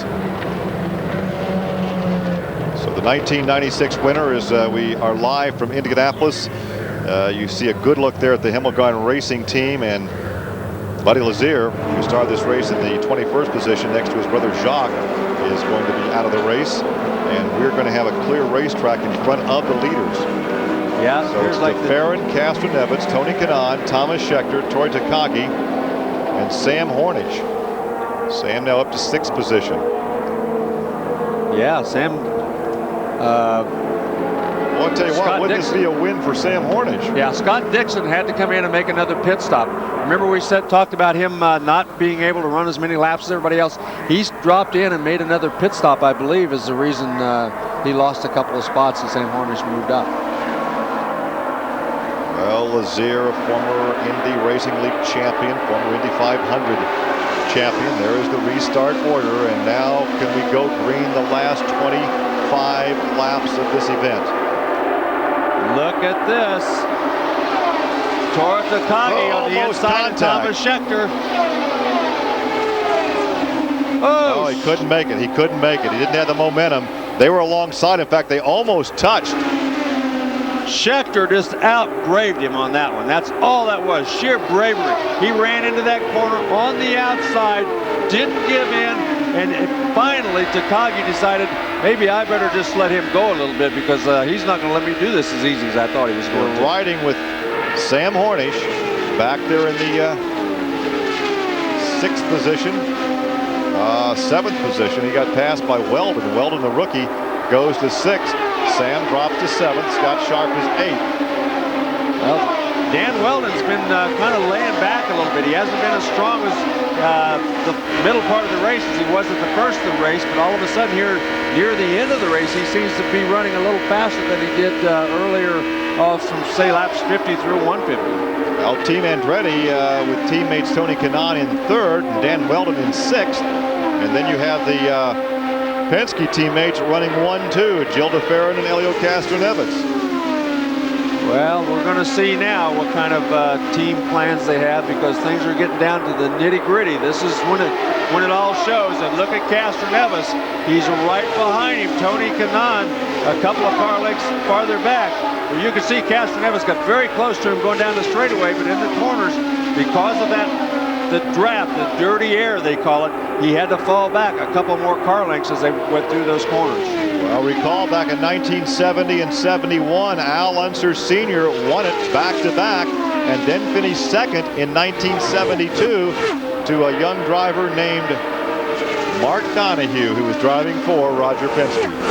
Yes, Jill DeFerrin, once again last year, leading about 3/4 of the way through the race, near the end of the race, when on the pit stop, I don't think it was the final pit stop, but on a pit stop, they left a wheel loose and he had to go back in and get another wheel put on. So, very uncharacteristic mistake for the Team Penske bunch. Well, that's right. They don't make very many mistakes. Castroneves' team, they finished 2nd in the pit stop contest. Buddy Rice's crew, the winners of the pit stop contest earlier this month. But right now, Roger Penske, as he does many times here at Indianapolis, the 2 lead cars on his team, the only 2 cars he has entered here in Indianapolis, leading this race. I'll tell you what, I've known Roger Penske for a lot of years, and you will not see Jill DeFerrin pull over and let that teammate go by.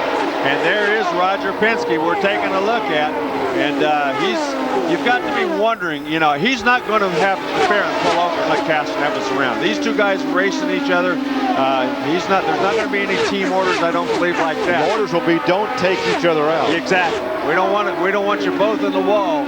But Roger Penske, they call him the captain, and they call him the captain because he is the most prepared. He hires the best people, and he does the best job of any team at Indianapolis. 12 wins here, and it's not by luck. It's because of preparation. You know, luck is when the preparation meets opportunity. They do both of those things. They have the preparation part done, so if they have the opportunity, things usually go their way. Well, we're at lap 180. 20 laps to go to decide the 87th Indy 500, the Indianapolis 500. And the first 6 cars still very close to each other. DeFerrin, Castroneves, Kanaan, Scheckter, Takagi, and Weldon all still 2 seconds. 2 seconds separating first through 6th. That is just about like snapping your finger. Yeah, and if they finish this way, I'd have to say this is be the closest any finish has ever been in Indianapolis for the first 6 cars. I don't ever remember this many strong cars at the end of the race here at Indianapolis. I think the crash, and who was that? Scott Sharp. Scott Sharp on the radio as he bumps that safer barrier again, calling his team, telling him what the problem is. The 8th yellow of the afternoon. That appeared to be down in turn number 1, and he's already got the steering wheel off. He was talking on the radio, so that's good news. Everything seems to be okay, but Scott Sharp probably not a very happy guy right now. Let's take a look again as you're right along with him. Turns in it. Oh, he turns in the corner and lost the rear end. Did he pinch it? Well, I don't think he did. It looked like something mechanical went wrong. Everything appeared to be very, very normal, and then all of a sudden the back end just went around on him. Well, we're going to hear from Tom Kelly, the owner. Throughout the course of the afternoon that the car was mishandling? No, I mean, the car wasn't perfect, but it was okay. So something had to happen. We're just not sure what happened yet. Tom Kelly. So a good call, Larry, on your part that something apparently broke. He turned into the corner and the rear just snapped out on him. Yeah, it didn't appear that he did anything wrong. The back end could have been a suspension, could have been anything really, but it certainly turned around on him in a hurry. So we are under yellow at Indianapolis with some 18 laps to go in the Indianapolis 500.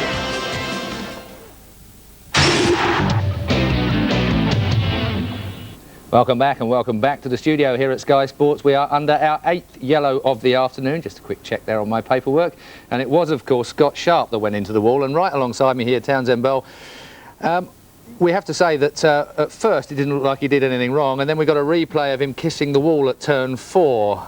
It looked fairly innocuous, but at the end of the day, this could well have been the cause of his accident in the end, couldn't it? Yeah, for sure. Much like an incident I had in Japan in kart last year at Motegi.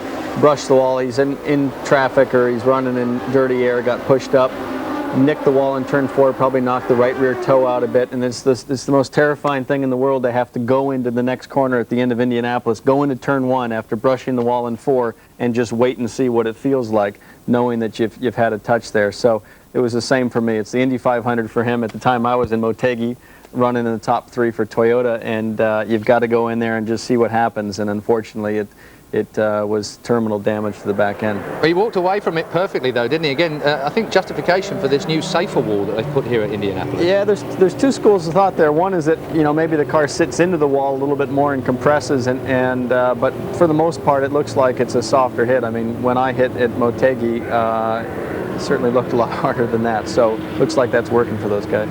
Well, there's the lineup as we were with the current standings. We've got Gilles de Ferran that actually leads from his teammate Castroneves, 2 separate chassis, and I know we're going to get into that discussion a little bit later on here in the studio. Team orders is something, of course, that has been mooted by the team manager. I'll speak to our team manager in here, if you like, Paul Cherry. I mean, can you imagine team orders coming into play here?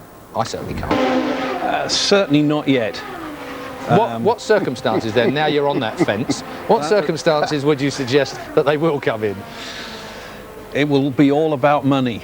It'll be all about money, okay. Well, Christopher Tate seems to be quite keen to actually butt in here and with a little bit more of a contentious comment. Perhaps seems that you have a G4 chassis running there alongside the Dallara, of course, of Castroneves. No, genuinely, to answer the question, will there be any team orders within the entire Penske group? No, there won't.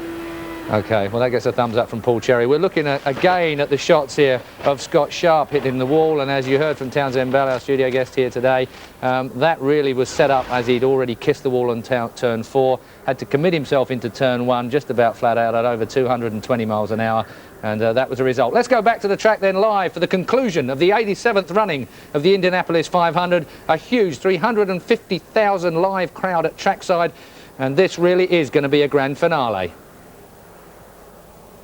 You see quite a distance from 6th place Dan Weldon back to 7th place Sam Hornish. He will close that in. He still has a lap to go to close that back up. But you're going to see these guys now.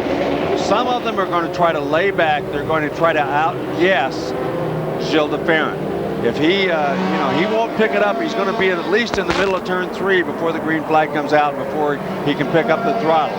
But you can bet that Castroneves and Tony Kanaan are going to try to outguess him as to where he's going to pick up that throttle and try to gain the advantage.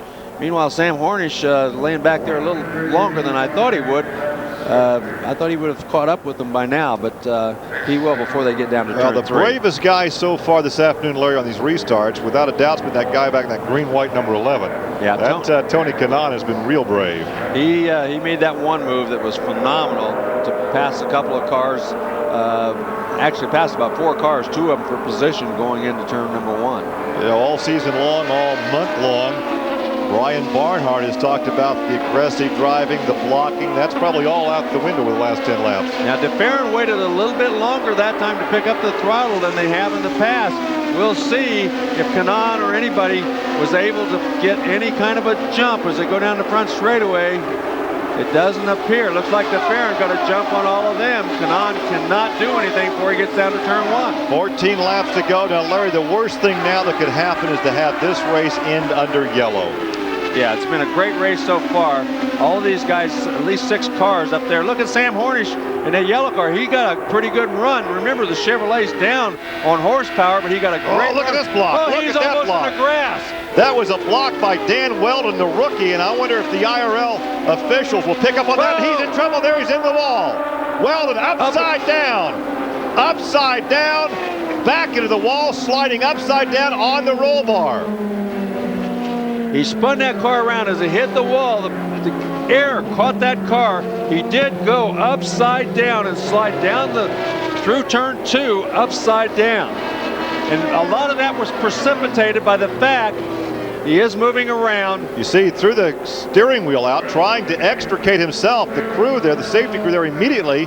So the car did exactly what it's built to do. They're going to actually roll the car back over with him still in it because he said, I'm okay, I just want to climb out of this mess. They're going to try to get it up at least on his side where they can get him out of the car.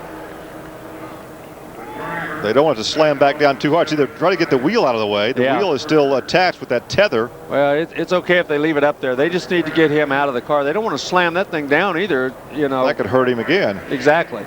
Let's take a look again. He was actually blocking coming down that backstretch. That was an obvious block. That was an obvious block. It's something that I'm sure they will say something to him about, and he may even get fined for that because that was an obvious block.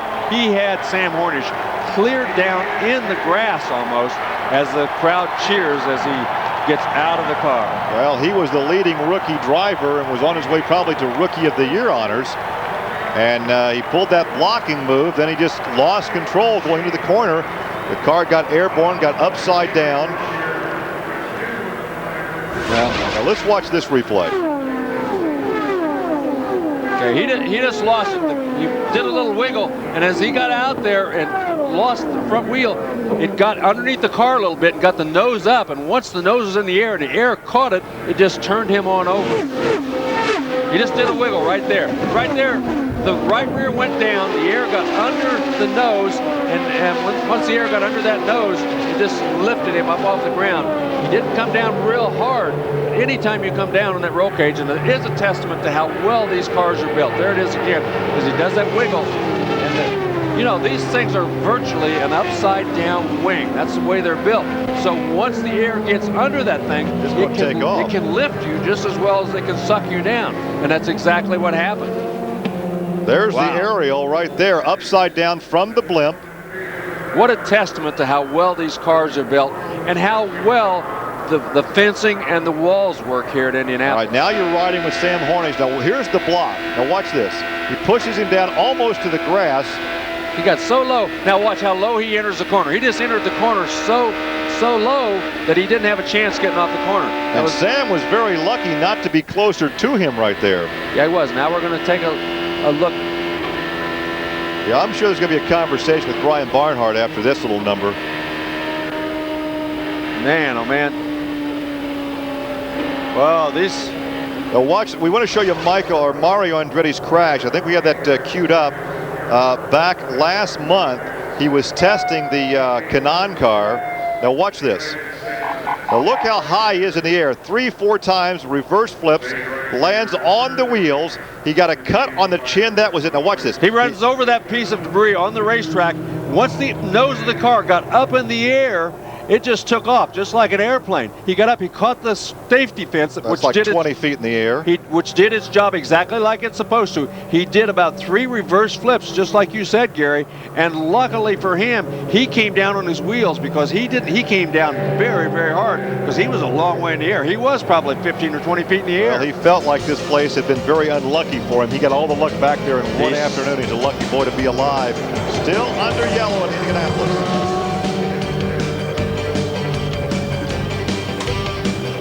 Well, it's all happening here now at Indianapolis. Now, Townsend Bell alongside me. This was a horrendous crash. Dan Weldon there we see in the wall, and thankfully he is perfectly okay. He got out of that car fairly quickly once the marshals lifted it off of him. But really, all of that started a few hundred yards before that, Townsend, didn't it, with this block? Yep, here it comes. He's going to come up. Oh, no, we're on Barron with Alex Barron. I think we got the wrong clip here.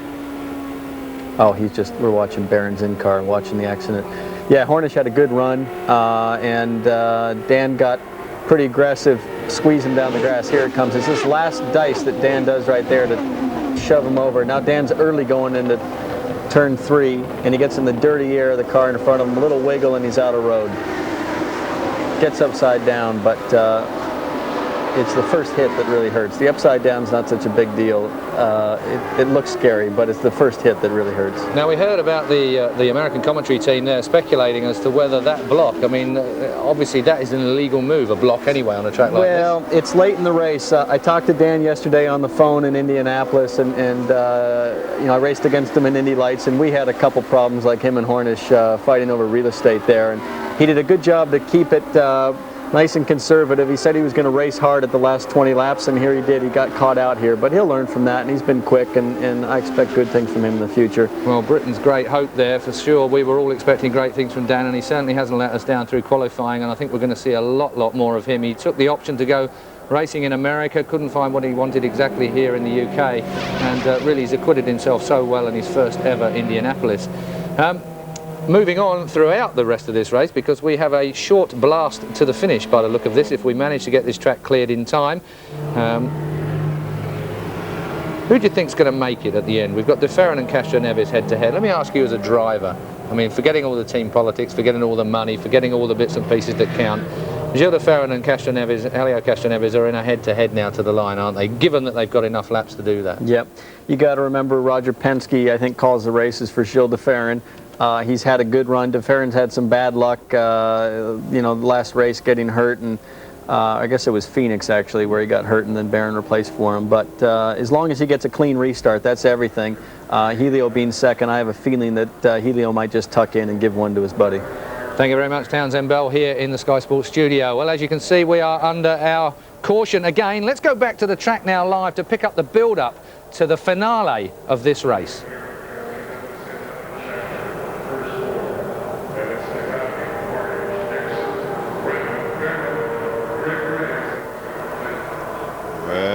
We're still a couple laps away from that green flag to turn them loose. That Chevrolet Roadster truck out there on the racetrack now, with the field slowly circling the track around behind them, with at least, what, another 2 laps? Maybe we're going to see the frill flag this time? Well, we might see the frill flag this time. Looks, appears like he's got it rolled up there. Now he's waving the flag. Are we going to see it? Yes, we are going to see it. 1 lap to go. 1 lap to go. We'll have eight laps give you the rundown. Gilles de Ferran, Castroneves, Tony Kanaan, Thomas Scheckter, Tor Takagi in 5th, Sam Hornish in 6th, Scott Dixon in 7th, Tony Renna in 8th, Alex Barron 9th, Greg Ray in 10th spot. Those guys, along with Al Unser, who's 11th, all on the lead lap. But the reality is the top 6 guys, or 5 guys perhaps, are the guys who still have a chance to win this race. Oh, look at this. Look at this. Scott Dixon, not sure what happened, maybe picked up the throttle and spun it on the main straightaway. Oh, man, oh, man. Unbelievable. Well, that is what we call a rookie mistake. Well, that shouldn't be a very long yellow, but that's going to mean we only have about 3 or 4 laps under green. What does he do here? Watch this. Well, he's just warming up the tires. Oh, man, he actually makes inside contact. You think he's yelling at himself right now? Then he gets on the throttle.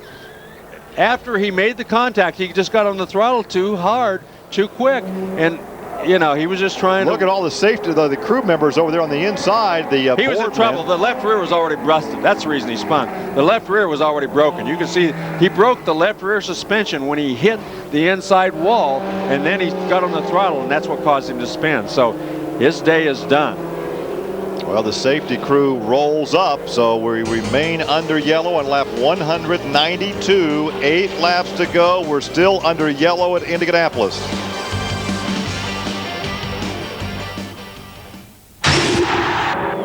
Will it be Gilles de Ferran for the first time?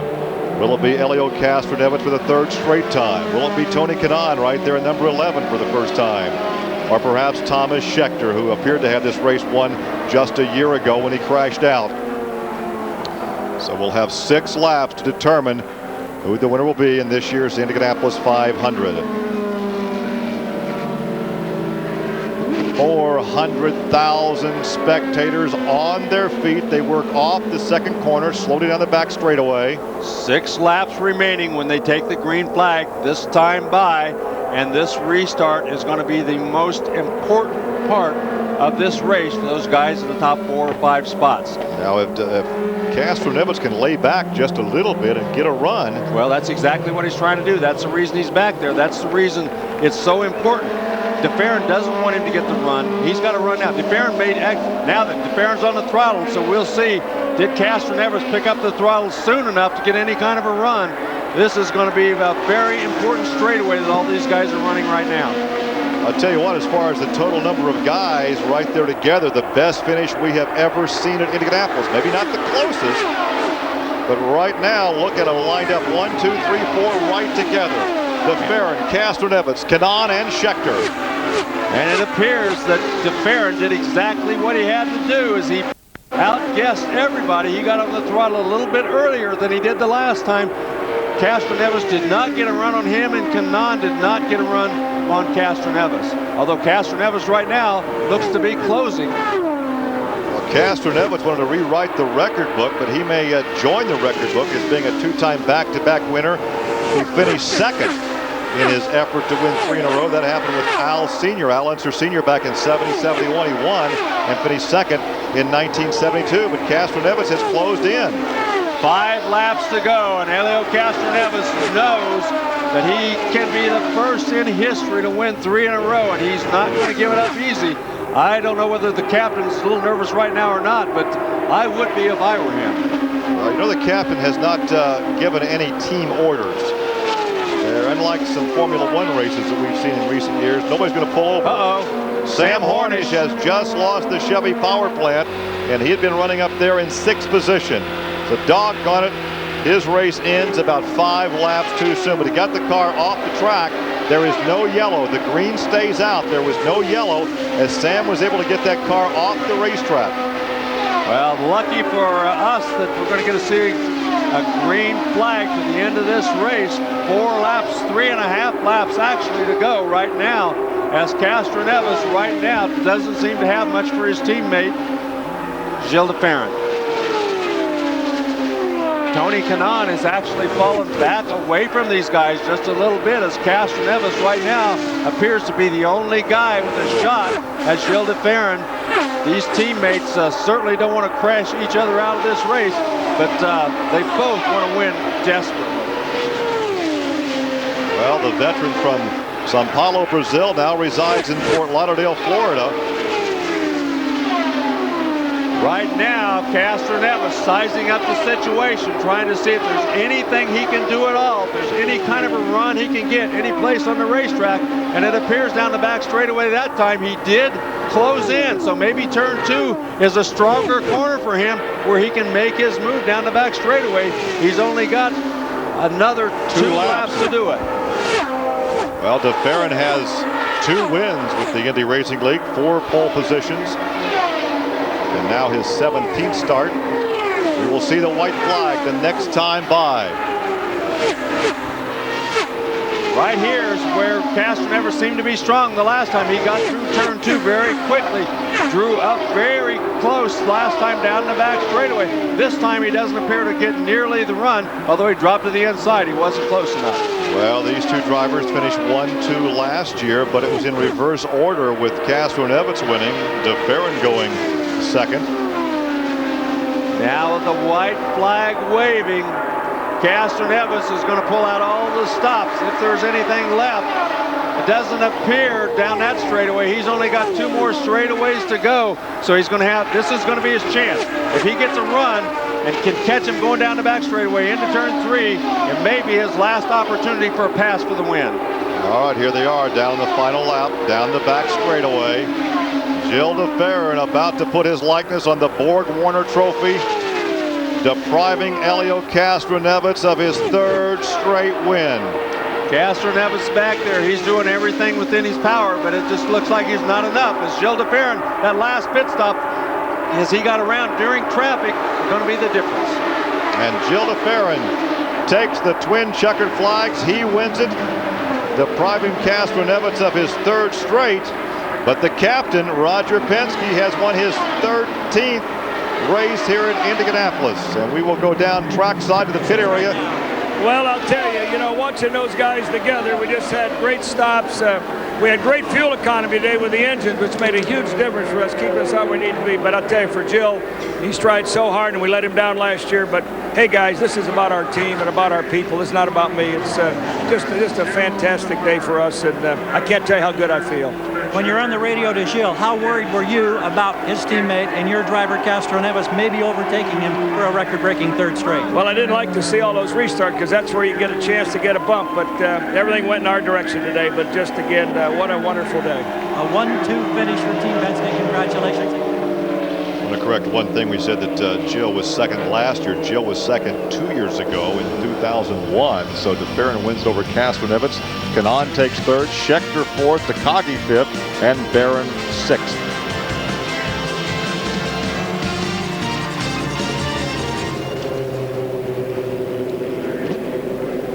So, what an exciting finish here at Indianapolis with the Penske teammates running 1-2, but this time it was DeFerrin who picks up the win. He wasn't all that fast in qualifying. In fact, Larry, you talked about perhaps qualifying with the brain and not the guts, because he was using some maturity. Well, it was extremely windy that day. I think he knew that he had a good enough race car to win the race. There was no sense going out there and really hanging it all out. And he's a very patient guy. He's a very smart guy, and he proved that. He didn't lead until it really counted. He used the traffic to get around his teammate, Helio Castroneves, and once he was in the lead, their cars are so similar and so close to the same speed that Castroneves never had the opportunity to get back around him. Well, he began this race back in 10th starting position inside row 4. And, he just ran a good race all day long. He steadily worked his way towards the front of the pack. He knew, he was very patient. He took no real chances early in the race, and he only took, well, I didn't see him make any real big chances the whole race long. But when he made his move in that traffic to get around his teammate, that was the telltale moment during this race. So Gilles DeFerrin wins it here in 2003 with his teammate Castroneves. So finally, Helio knows what it's like not to win in Indianapolis. He won in his first 2 years. Be pretty amazing to be in your 3rd attempt and run second and be disappointed, huh? Wouldn't it? Man, not many drivers have had that type of a run here at Indianapolis.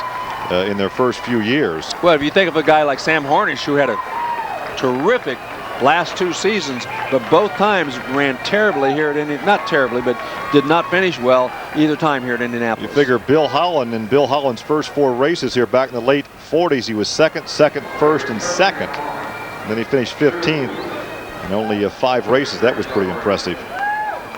So we'll have a chance to visit with our winner momentarily in Victory Lane, one of the most impressive victory lanes you'll find any place in the world.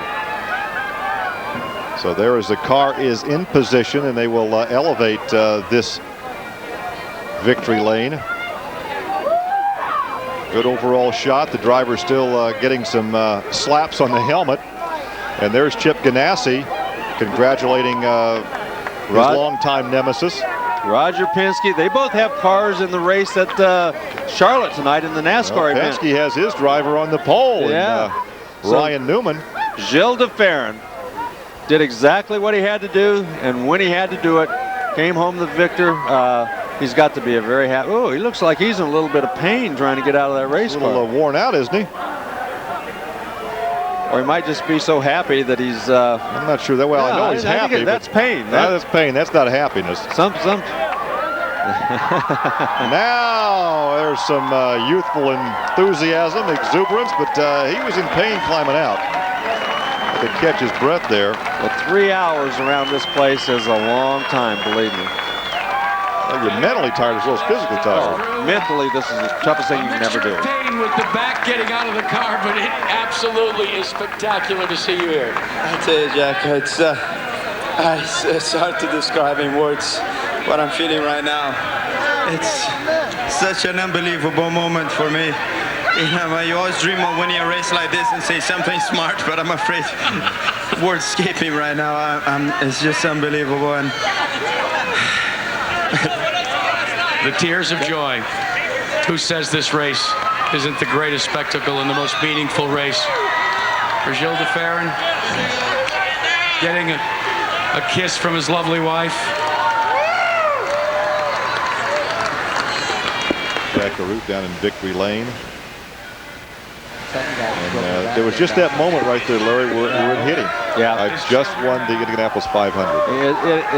You just can't imagine the emotion that goes through you. I can remember how emotional I was just to make the Indianapolis 500. As you said, the greatest race in the world, bar none. I love milk. He loves milk. This has been a tradition since 1936 when Louis Meyer asked for some buttermilk. Wonderful. Guys. And so once again, Roger Penske's drivers go 1 and 2 as the celebration continues there in Victory Lane.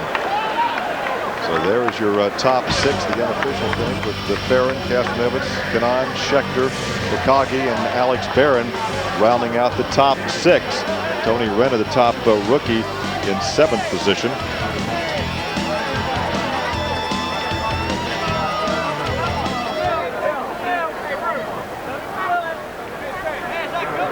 Let's correct that. Takagi is a rookie. We were giving him credit for being a veteran, but Tora finishes in 5th position, and then Renna was 7th. So usually the top finishing rookie gets Rookie of the Year. We'll see if Tora tomorrow night at the victory banquet receives that accolade. I would say he has a great shot at it because he did run very consistently near the front of the speed charts all month long.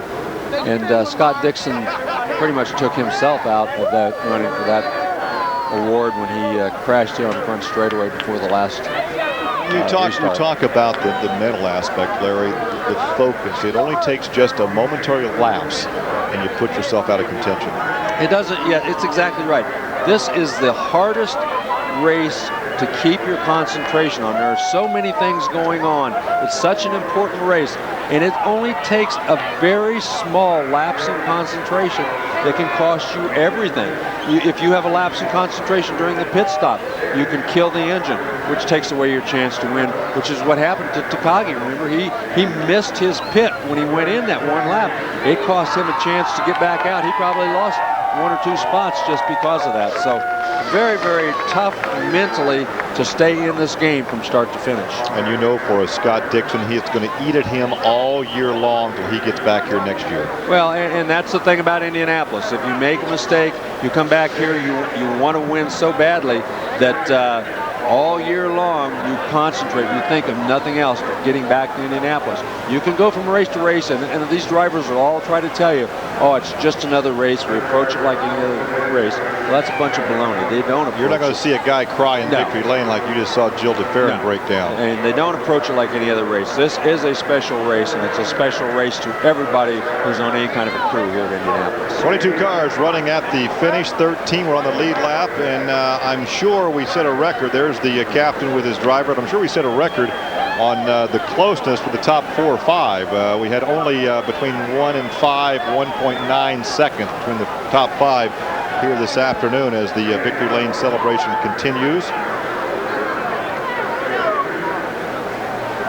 So over 400,000 fans saw one of the most competitive races that we can recall in the recent history. Yeah, it was a terrific run. Gilles DeFerrin absolutely deserved the victory. He passed his teammate. Did you have anything for those other Brazilians in this final 10 laps? We had the car, but unfortunately, nobody would look like nobody could pass anybody. We had fast cars, and Gilles was fast, Ali was fast, but no, I don't think I could pass them. I feel sorry because I want to really give this win to the whole 7-Eleven team. Actually, I wanted this guy to win so bad. When I saw him in the lead, I said, I mean, man, today's going to be his day. And as soon as I saw him dropping off, I said, hey, I'm going to be the only chance in the team, so I'm going to go for it. I'm thinking of the big picture. We're leading the championship, so we'll see what's going to happen. Okay, Tony Kanaan finishes third. A tough day for Andretti Green Racing. When we come back, we'll talk to Elio. Well, we will indeed be talking to Elio Castroneves in just a while. You heard from third place man there, Tony Kanaan, who does indeed go to the top. Remember, this is an IRL championship round, and so Tony Kanaan will go to the top of the IRL championship now. But that's how they finished the 87th running of the Indianapolis 500 here. And you can look down the list of the unofficial results. We've got plenty of chat here in the Sky Sports studio. Still with me are Christopher Tate, Paul Cherry and Townsend Bell. And Dan Weldon there, well, officially finishing in 19th place, but doesn't count for much when you're on your lid. So Daniel Weldon, we've got a bit to talk about there as well. Felipe Giafone, I have to add, is one of my good friend Paul Cherry's predictions for today's race, who found himself slightly out. Now then, back here in the studio, Paul, if I can come to you first, a fantastic result for Gilles DeFerrin, but Toyota springs immediately to the front of my mind at the moment. They're going to be partying. Yeah, when you look at the situation that's come with the engines, with Chevrolet being so far back in qualifying, Hornish was doing a fantastic job right up to the end of the race. But both Toyota and Honda have really pulled the game right to the front. The Toyota engines never raced before other than this year. Same with the Honda engine, and they were so far ahead it wasn't true. And Toyota obviously love to pull one over Honda at every opportunity. Well, talking to pull one over, if I can come to you now, Townsend, and put you on the hot spot for this. Gilles DeFerrin finally wins the Indianapolis 500. He's seen Helio Castroneves win it in his first 2 attempts, and he was thwarted in his final attempt there in the 3rd attempt. But at the end of the day, we've got a situation where Gilles looked absolutely like he'd thrown everything at it. He was so tired when he stepped out of that car, dizzy, nauseous. He looked really like he wasn't going to make the podium. Yeah, it could be a combination of 2 things. Overwhelmed with emotion. I mean, he had the same reaction when he won his 2 kart championships, but also coming back from an injury. He missed the last race in Motegi, Japan, had a big crash there in Phoenix, I think it was, to get hurt in the first place. So a remarkable comeback and great race for Team Penske. Christopher, a case of what might have been. One, I think we have to hold our hands up here. Thomas Scheckter finished the race, which I think one or two of us in here wasn't expecting. Yeah. That's out of it. But Takagi, having made that mess in pit lane for me, that cost him a top 3 position, I believe. Well, easy. Torres still finished 5th, and I mean, he's also had a probably undeserved reputation. And so to see Scheckter 4th and Takagi 5th was perhaps proof that these two really have finally got there. But the strength of the Penske team, there's no getting away from it. But those are good positions for them. poor old Scott Dixon, of course, Schechter's teammate, will be embarrassed for the rest of the year at least, after tapping the wall when trying to keep his tyres warm on that last yellow. Yeah, I was trying to avoid that, but to rubbing his nose in that. I felt he didn't get out of the car purely and simply from embarrassment and wanted towing. He's probably being towed down the freeway now away from the track. We can see Gilles de Ferran then on the back of the pickup having a Chevrolet pickup as well, so that'll please Toyota. So out goes Gilles de Ferran. Let's go down to Hello Castroneves now. That is experiencing something new at Indianapolis. You've never been any place other than victory lane. How difficult is that to accept? Well, I mean, especially being so close to be in a great situation to do history, you know. Car was running fantastic. Hey, as long as the team finished well, that's where we need to be happy. A little disappointed, but hey, Gio, you deserve it. You did it well, and now let's go and fight the championship. That's what we need. You know, he's already ready. He's already thinking about what's going to happen. Well, that was Gary Gerald, who briefly had Helio Castroneves there for the time being, and it's a remarkable stat that the only 3 times he's been here, he's finished first twice and second once. I'm talking about Castroneves. This man, though, this is his first ever Indianapolis win. Wife, Angela, and family in the car as well. Certainly they're going to be enjoying themselves this afternoon, and it's a great feat for Gilles de Ferran. I mean, he's been around quite a long time now, and the Indy 500 is a major one to win, Chris. Yes, it is. He's been around for a long time. Of course, he did run the race in the pre-split between IRL and kart days. He's been around a long time, won 2 kart championships, as Townsend was just saying. This is a really good all-round driver, made a great career for himself over here. Angela, of course, is English. He met her here. But to see him win, and I have to say, having made the right choice of car, but seriously, all through the month, he's been working on his race performance, not just a quick lap. Tony George at Indianapolis stole the Indy rights as far as the IRL were concerned. He's made a great series out of it. Can we say it's truly on the map now? It's all up to speed. We've had one of the best Indy 500s we've had for a long, long time. Yes and no, in equal amounts. Yes, because he's got the manufacturers in there. He has got world-class drivers. The 500 did go through a season of not having the best drivers, but no, in as much as it's all turned around on him. He didn't want foreign drivers, and he didn't want foreign engines and the money that brought, and it's all come back to him. How he deals with it, time will tell. Well, that's exactly what he's got. I have to say the IRL Championship will, of course, continue here on Sky Sports, and we'll take great pleasure in bringing that to you. That's about it for now. A furious and frantic 500 miles. Congratulations to the winner, Gilles de Ferran. With the Brickyard out of the way, the IRL races begin to come thick and fast now. Next up is round 5 of the series, which will be the first of the year's night races to be held under the floodlights of the Texas Motor Speedway. We'll be bringing you that race called the Bombardier 500, live and exclusive in the early hours of Sunday, June the 8th, starting at 1 AM on Sky Sports 1. It will be repeated later that same day at 1 PM on Sky Sports 3, if you want another dose of it, of course. Well, all that's left now is for me to thank our guest panel of Townsend Bell, and the very best of luck to you next week in Monaco, of course. And to Christopher Tate and Paul Cherry from all the team, it's goodbye for now, and we'll leave you with some of the highlights of this year's Indianapolis 500. Good night.